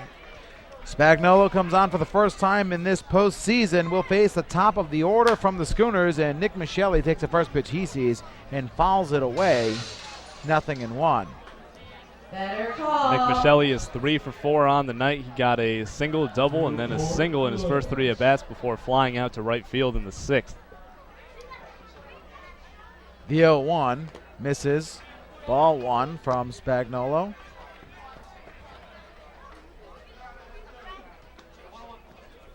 Spags out here to keep the Schooners off the board and send the Gulls into the bottom of the 9th, looking to come back from a 4-run deficit. As the pitch misses, ball 2. The Schooners scored 3 in the first, 1 in the second, and have been stymied since. 2-1, misses low, ball 3. And as we have pointed out, if you were to tell us after that first inning, gents, that Matt Rupenthal was going to be out any later than the 3rd inning, I would have said you were crazy with the way he was throwing at the time. Yep, I completely agree with you guys. 3-1, misses ball 4, and Spagnuolo allows a leadoff walk to Nick Michelli. To add on to that point, the Mystic Schooners had 7 hits in the first 2 innings combined. Since then, 5. So really good pitching performance from the 3rd inning on, and they had 2 hits in the 3rd inning. So 3 hits since the 3rd. A great performance by Rupenthal, trying to keep that damage minimal.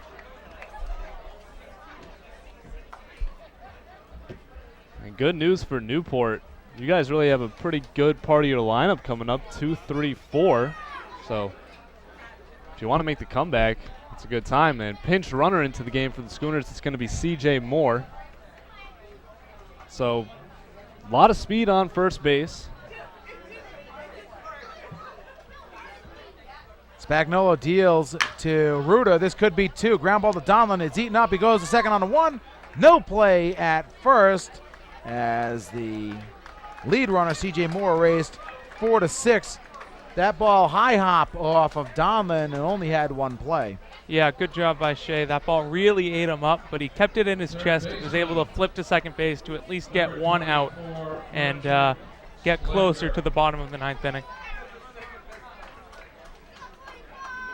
That brings up Rich Slanker, singled in those first 2 innings. Had an RBI since then, flown out twice. Runner at first, 1 down. The pitch misses, ball 1. Not sure if there's anybody still throwing for the Schooners, but I would be very surprised to see Mike Adams come out for the 9th. Yeah, I would too. He's thrown 113 pitches. This one is grounded up the middle. That's going to get through for a base hit. Up 90 feet goes Ben Ruda. 2 men on, 1 down for the Schooners in the 9th. And because Ruda reached on the fielder's choice, that will stop his hit streak at 23 games. It's incredible. Wow. Yeah. That's very good. There's really no other way to say that. Great analysis there from the ASU Sun Devil. Entire second half of the season going into the 2 games in the playoffs. Here's a pitch to Dan Hoy. Is a called strike. I kid, of course, sir. Yeah.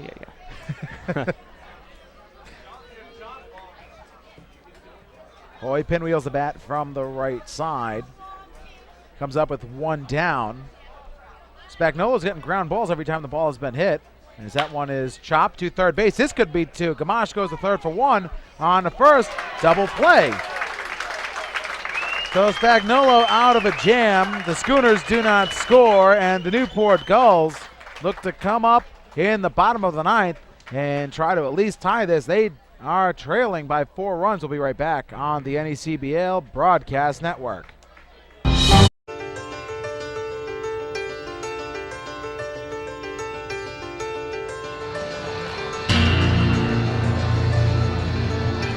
Mike Adams started this game, and he looks to finish it here in the 9th inning against the Newport Gulls. He has a 4-0 lead and will face the meat of the order for the Gulls. Gamache, Abner, Littell, if anybody reaches, Drew Lugbauer. And Mike Adams, who has had, I believe, 113 pitches through 8 innings of work, comes in looking for a shutout as he slips off the mound, ball 1. You're right, Rob. That was pitch number 114, and not really what Mike Adams was looking for. Not at all. It seems like he's kind of overthrowing right there. I mean, it's his job to finish, but don't hurt yourself in the process. Adams kicks and deals. The 1-0 swung on, grounded to Hill at short. On the backhand, fires the first, pulls the first baseman Hoy off the bag, but Hoy applies the tag, 1 down here in the 9th. And now Mike Adams just 2 outs away in this game from going a complete game 3-hit shutout. He has been absolutely brilliant. And what's really surprising is Adams is the 3rd man in this rotation. Willie Rios, who was supposed to be the All-Star game starter, started game 1, went just 1 1/3. Sam Nepiarski pitched game 2, went 3 2/3, and now the best performance comes from Mike Adams. The pitch to Afner missed away. The next one is chopped to the third base side. It is fair ball. It gets kicked up under the scoreboard. Afner goes into second base. Charlie hustle slide. The ball gets away. Afner is safe at second with a double. As I am surprised the ball was actually not killed as it got under the scoreboard and around the banners over there at just in foul territory past the first base bag. Afner has a double, but really had to leg that one out. And we should make a note that CJ Moore is the new right fielder. Ben Ruda is now in left.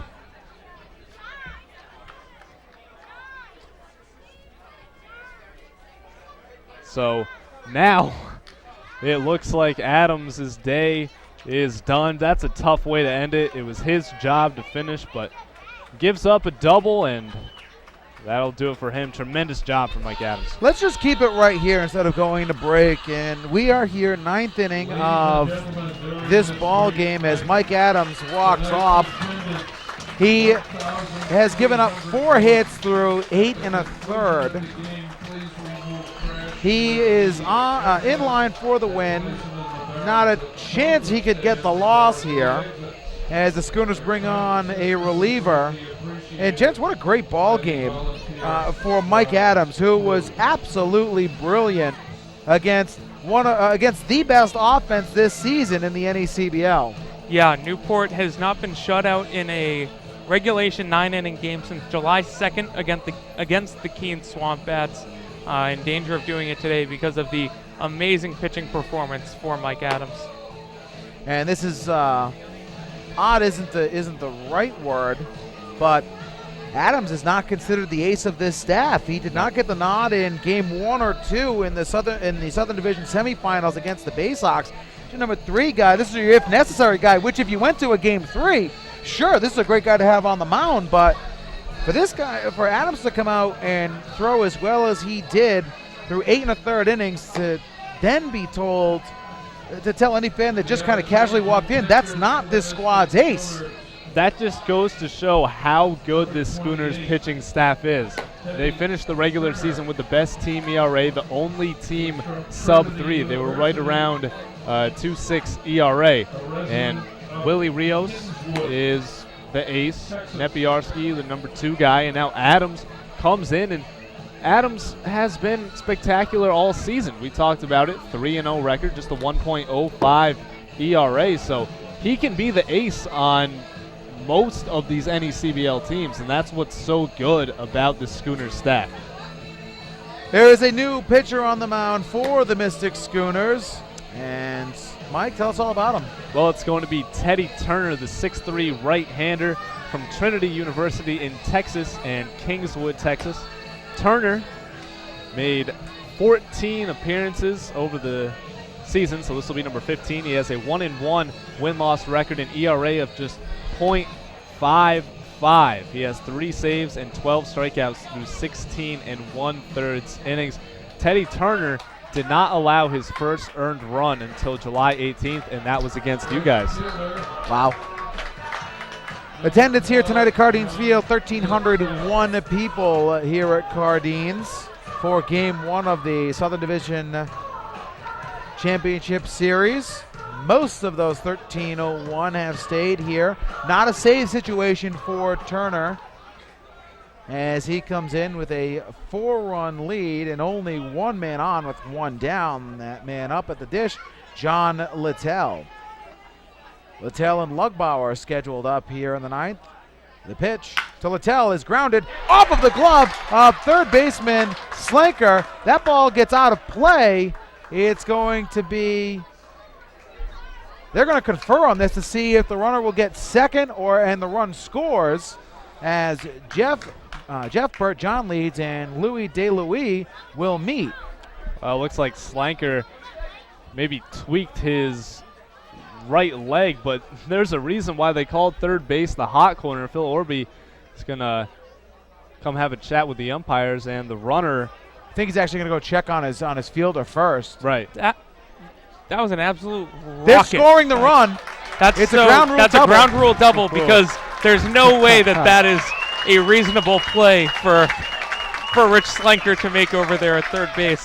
That came out of a cannon into Rich Slanker. We saw a number of times in just the last inning. Jeremy Wolf led off the 8th inning with a rocket to Slanker. Slanker has had a number of hard hit balls right at him, and he gets one there again. It bounces off his glove, out of play, ground rule double, and the first run finally comes across for the Gulls. Here is the final line for Mike Adams. 8 1/3 innings pitched, 4 hits, 1 run. It was earned on a tough hop at third base. 2 walks, 4 strikeouts. Absolutely brilliant. Clemens-esque on the mound for Mike Adams.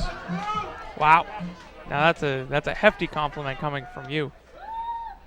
The first pitch to Drew Lugbauer misses high, ball 1. You know what, Matt? We saw Mike Adams in 2013. He never pitched that well, and he pitched good for the Pilgrims in that inaugural season. He never pitched that well. No, that's definitely the best we've seen from Mike Adams. Lugbauer will see a 1-0. That misses low and in, ball 2. Lugbauer, 2 walks and a ground out to first tonight. Has a runner at second base. The tying run still in the on-deck circle for the Gulls here in the ninth. The pitch from Turner misses away, ball 3. And Teddy Turner, just a tough way to start your outing. You have a man on second base and then a freak play like that where it hits off a Slanker's glove, gets out of play, and all of a sudden Turner, that's just his second earned run all season. The 3-0 to Lugbauer, misses in, ball 4. The tying run will come to the plate for the Newport Gulls with just 1 down. And you know what, going on to that freak play? You could see a ball off of a third baseman's glove here at Cardines Field 100 times. Maybe twice in those 100 times would it actually skip over the fence the way it did. That's crazy. Well, the earned run will probably go to Adams as he let the hit on, but still, that is just so hard for Teddy Turner. So Sean Bouchard will dig in as time is called, and out to the mound is Lou Iannotti. This is the best inning for the Newport Gulls all ball game as Mike Adams was brilliant on the mound here tonight. And like we said, he cannot get the loss, but he is sitting in that Schooners dugout watching the Newport Gulls put base runners on here on the ninth. And now runners on first and second. The tying run is at the plate. The pitch to Bouchard Misses away, ball one. Waiting on deck for the Gulls is Steve Sauter. He's been good. Not bad for a guy picked up at the deadline. The pitch to Bouchard. Inside and high, ball two from Ted Turner. Not the TV mogul. No. The pitcher. That would be scary. That would be quite scary. Captain Planet on the mound in that situation. Turner sets. It'll be a 2-0 pitch to Bouchard. Here it is. That's a fastball. Nice pitch. 2-1. Bouchard kicks a little bit of dirt, nods his head. Will dig back in. That's a much-needed strike right there from Turner. Turner looks in. He may be all by himself out there, as is nobody in the bullpen, I believe, for the Schooners. The 2-1. Misses low, ball three. A hitter's count for Sean Bouchard.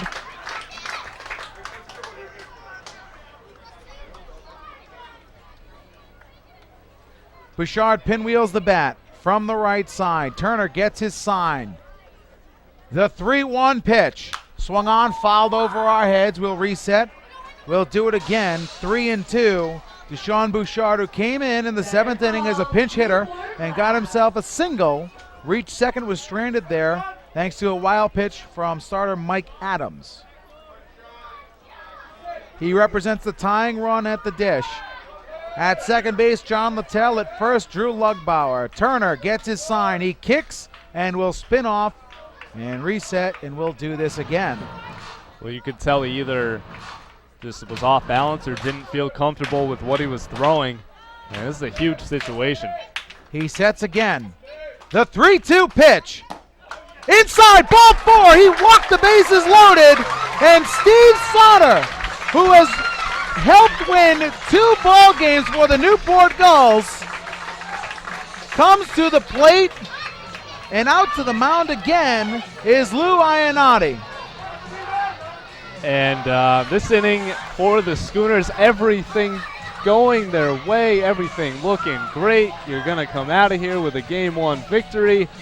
All of a sudden, the game-winning run is at the plate, and Phil Orby comes out and will take the ball away from Teddy Turner. And coming into the game for the Schooners, can't quite see the number just yet. We'll head to break. When we come back, we will tell you all about the new hurler here. The Newport Gulls like to make things interesting here in the 9th. We'll be right back on the NECBL Broadcast Network. The New England Cle-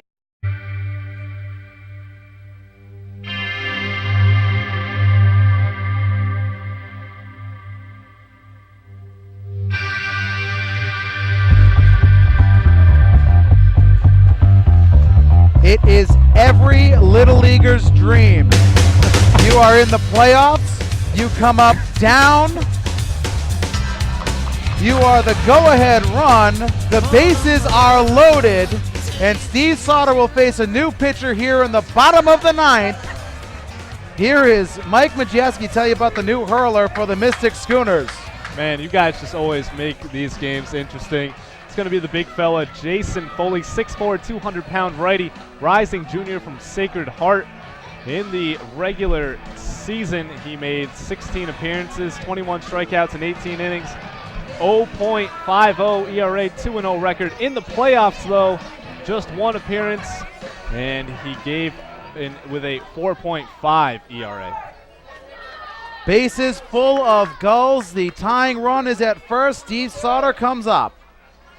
The first pitch from Foley, swung on and missed by Sauter.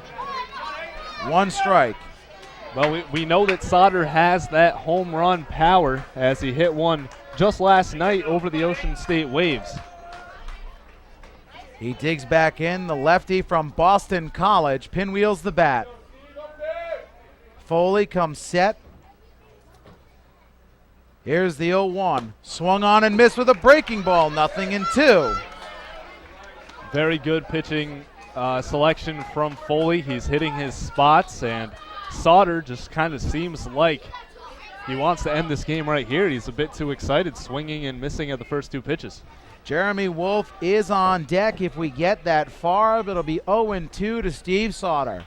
Foley sets high, Now at the belt. Kicks and deals the 0-2. Misses away, ball 1. We will see at least one more pitch here at Cardines Field. With 2 down in the 9th inning. Bases full of Gulls. Littell at third. Lugbauer at second. Bouchard at first. Foley looks in for the sign. He comes set at the waist. The 1-2. Swung on. That one's in the dirt. The ball gets away. The only play is the first. The runner, Sauter, is at first. Nobody else advanced.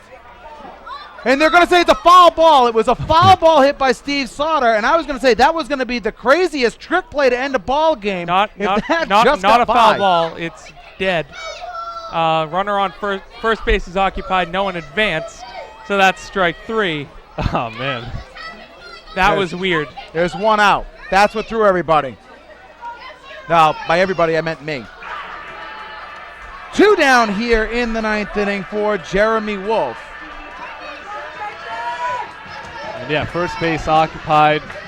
There's not 2 outs, so it goes down swinging.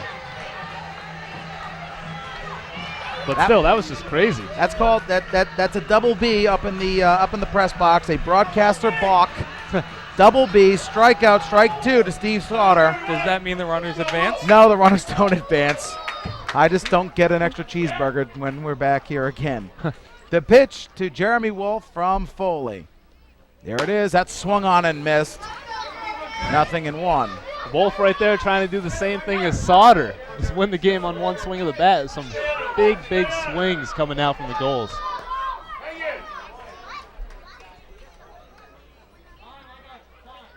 Time is called as Wolf will take one quick hack and dig back in from the left side. Now 2 outs here in the 9th inning. Foley sets at the belt. Here's the 0-1. Swung on, fouled away. 0-2. And the Newport Gulls now are down to their final strike. You gotta love baseball. One more strike and the game is over. Or one more hit and the game could be tied. Or Gulls could go ahead and win it. Foley, the righty, sets at the belt. Here's the 0-2 pitch. Swung on, and that one is lifted to left field, but don't worry about it, Mystic fans, as that one is in the glove of Ben Ruda for the out. That retires the side. The Gulls leave the bases loaded here and drop this ball game 4-1. We will step aside when we come back. We will tell you all about this crazy ball game. We'll be right back on the NECBL Broadcast Network. Tough night for the home team as the Newport Gulls drop Game 1 of the NECBL Southern Division Championship Series 4-1. Here's how this ball game worked out for the Mystic Schooners. 4 runs on 13 hits. They committed no errors. They left 9 on base. The Newport Gulls, 1 run on 5 hits. They committed 1 error. They left 7 on base. Matt Rupenthal for the Newport Gulls went 6 2/3 innings, gave up 4 runs, all earned, 11 hits, 3 walks, 3 strikeouts. He threw 93 pitches, 52 per strikes. Mike Adams was brilliant. 8 1/3 innings pitched, 1 run. It was earned, 4 hits, 2 walks, 5 strikeouts. He threw 1 wild pitch, 117 pitches, 74 strikes. As I said before, Clemens-esque on the mound for Mike Adams. The game took 2 hours and 16 minutes to play as Adams gets the win, Rupenthal gets the loss, and Foley comes in for the save in front of 1,301 people here at Cardines Field. And guys, I mean, it was all Mike Adams all night. The Schooners scored 4 times in the first 2 innings. Mike Adams took that 4 runs, and he absolutely dominated the Newport Gulls. Well, Mike Adams, as you said, absolutely spectacular in this game. We talked about it in the key to the game. The starting pitcher, I said, go 6 innings, get the bullpen in, and you'll be fine. But Adams pretty much took the job all by himself, went 8 1/3. Teddy Turner came in, was in a bit of trouble, but then Jason Foley shut the Gulls down for the final 2 outs of the game. Adams just absolutely on fire all night long. Allowed just 4 hits, 1 earned run, which was kind of on a freak play with it bouncing off of Slanker's glove. So you can't get much better if you're Mike Adams and the Schooners. Just a perfect game, taking game 1 and essentially taking away the home field advantage from the Newport Gulls. We'll head to Fitch High School tomorrow, where the Schooners have played very well. Best home record, I believe, in the NECBL at Fitch High School. Right behind the Newport Gulls. And funny enough, Matt, we're better on the road at Fitch than we are here at home against the Schooners. The Newport Gulls go into game 2 again in the second round. Win or go home. Yeah, Newport, they've been in this situation before. You'd rather not be in it again, but that's the situation that the Gulls find themselves in right now. You got to win 2, and the good part of this is you showed life in the 9th inning. After the 2nd inning, you won the game. Yeah. It was only 1-0, and the 1 run came late. But you can take solace in the fact that, hey, we had 1 bad inning and it cost us. You don't want that to happen, but you'd rather have it happen in game 1 where you can correct your mistakes than in an elimination game. Absolutely. It takes a lot to earn player of the game here if you are an opposing team. Well, Mike Adams did everything and more to earn that. I'm going to head down to field level, see if I can get a word with the starter from the Mystic Schooners. But stepping in for all of us, Mike, we will see you tomorrow in Mystic. We're bringing the whole crew down to Mystic. It's going to be a full broadcast from Fitch High School. Featuring slow motion. We're going to bring in Nick Lima and Meg Kirby for the post-game show. Let's send it to Matt Tonis while we switch out here to tell you about what's going on up in Vermont. Well, Rob, it's a full-on rout at Montpelier Recreation Field. The Vermont Mountaineers have scored 1 run in the 6th, 3 runs in the 7th, and have run so far in the 8th inning and are still threatening to take a 7-1 lead over the North Adams Steeplecats in game 1 of that series. Vermont just took it to them following North Adams cutting the deficit to 2-1 in the top of the 6th inning. After that, Vermont took full control of that game as we welcome in to the Newport Gulls post-game show Meg Kirby and Director of Media Relations Nick Lima. Guys, full-on domination tonight from Mike Adams. Meg, what did you see out there from Mystic starter? He knew how to shut down the Newport Gulls offense, and you can see it right there. Gulls only had 5 hits. Mystic only had 13. That's a big difference right there. That's how you're going to win games with a great defense, too. And he had a great defense holding his back along with his pitching. It was an unbelievable showcase for that pitcher tonight. Nick Lima, the Newport Gulls starter, Matt Rupenthal, had a tough first inning, but after that, pitching staff really went in cruise control. They allowed us some hits, but they worked out of most of the damage. They only allowed 1 run after the first. How important is that to look forward to tomorrow? Well, Matt, they need a similar kind of outing tomorrow without that first inning. That was key. Giving up those 3 early runs, maybe Matt wasn't warmed up all the way. He wasn't locating his pitches the way he wanted to. He definitely looked a little flustered and frustrated out there in the mound, giving up those early runs. But, hey, he settled down. He settled in the groove. He kept the team in the game. That's what Newport needed here today. Not to, use up their entire bullpen. You get a couple innings there out of Shriver. He was very good. You get an inning there at the end out of Spagnolo. The Newport Gulls were in this one to the end. It didn't seem like it offensively. They only had a couple of hits, but you never know when the Gulls are going to jump on an opposing pitcher. Tonight, it just didn't happen. They had a big chance here in the 9th. Tomorrow, they've got to make sure it happens, and they got to make sure they don't squander whatever opportunities they do get. You don't get many against this Mystic pitching staff. Meg, what does it say about the Gulls' mentality and offensive ability that after 8 1/3 innings of being shut... Oh, we're going to actually... Sorry about that, Meg. We're going to send it down to field level with Rob Massey with tonight's player of the game, Mike Adams. Thanks very much, Matt. I'm here with the player of the game from the Mystic Schooners. It is a starter, Mike Adams. And, Mike, that was an absolutely brilliant performance. 8 1/3 innings pitched, kept this Newport Gulls team absolutely guessing all night. How are you feeling out there on the mound? I was feeling great out there, just trying to get ahead of guys and pound with my fastball and work from there. It took the Newport Gulls 7 innings to get 2 hits off of you. All of your pitches seemed to be working. You had a great defense behind you, especially since you got a lot of fly ball outs. That outfield working very hard for you tonight. Oh, yeah, they were huge back there. They made a couple nice plays, ran down a couple balls that were hit pretty decent, so it was big, huge win. Let's talk about the 9th inning. You got the first out on a tag play, tough double to to your second batter there, and Phil Orbit came out and took you. Did you want to leave the game at all? Do you think you could stay in there and finish this thing out? I mean, obviously at that point, no one wants to get taken out, but I mean, it was a good decision. It worked out in the end, so it's great. It was a great win. You guys are now up 1-0. They take Newport into Fitch High School tomorrow in an elimination game. How big is it to come out early tomorrow against this Newport Gulls team? Huge. That was a huge win. We really needed that one because that kind of puts them down. It puts the pressure on them, and we're at home, and there's no better team in the league than us at home, so that's a huge win for us. Mike, it was a great performance tonight. Good luck tomorrow. Thank you. That is Mike Adams, the starter for the Mystic Schooners. Got the win here tonight. Let's send it back up to Matt Tonis, Nick Lima, and Meg Kirby to wrap things up. Thanks, Rob. Back up here in the press box. Tough 4-1 loss for Newport tonight, but they have at least one more game. You go on the road to Groton, Connecticut, Fitch High School field. Nick, what do the Gulls need to do to respond after this one? Oh, he said you got to come out swinging early. You can't get runs late against this Mystic team. They're just too good and too deep in the bullpen. Not to mention they had that off day too. They swept the New Bedford Bay Sox.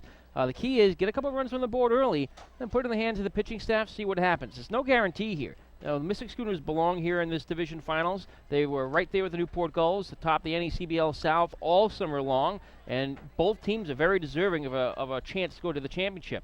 What happens tomorrow is anybody's guess, but really it's coming up to the Newport Gulls here. Look at the franchise history between these two organizations. Mystic, of course, the oldest active franchise in the NECBL, the only remaining charter franchise. Used to be the Pittsfield Dukes back in the day. The Gulls and the Dukes had a pretty wild and entertaining championship series in the division going back a few years, actually, back in 2008.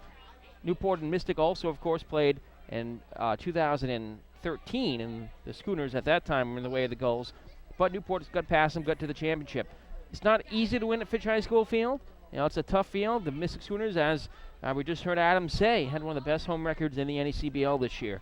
And what Newport's going to have to go do tomorrow is come out, keep the bats alive, keep working those counts, and keep the Mystic Schooners pitching staff, guessing and keep them working hard against these Gulls hitters to get them out. Because if you go out there and do what they did here tonight and let a starting pitcher go 8 innings, they got a full loaded bullpen ready to go at you. Meg, Derek Beaupre, the big right-hander from Miami, on the mound tomorrow. You saw what Rupenthal did tonight. How do you think Beaupre needs to approach that game tomorrow night to try to send Newport to a Game 3?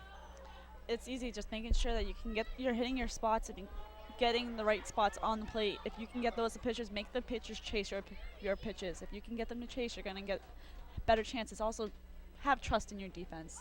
Your defense is behind you. If you can trust in them, you'll have a better outcome. So I believe that if they just have their defense going on for their pitchers, the pitcher will, Beaupre will do very well.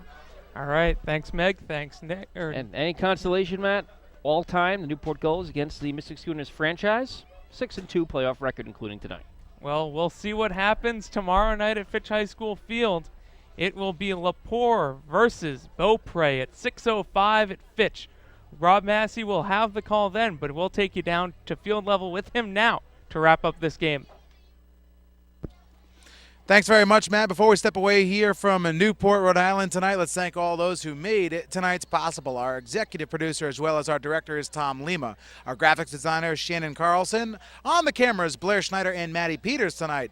Our director of media relations also on the postgame show was Nick Lima. Our field reporter was Meg Kirby. The statistician, postgame show host, and on the broadcast with us here tonight was Matt Tonis. Thanks to Mike Majeski, who had the call for the Mystic Schooners. I will be on the air tomorrow with Jeff Lemon and Matt Tonis. That game starts at 6:05 down at Fitch High School Field. Our pregame show running just about 5:30, maybe 5:25. We will send that out on our social media, letting you know exactly when our pregame show coverage begins.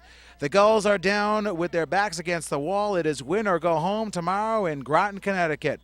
The Newport Gulls and Mystic Schooners. The NECBL Southern Division Championship Series continues tomorrow night. But from all of us here in Newport, Rhode Island at Cardines Field tonight, I'm Rob Massey. Good night, everybody.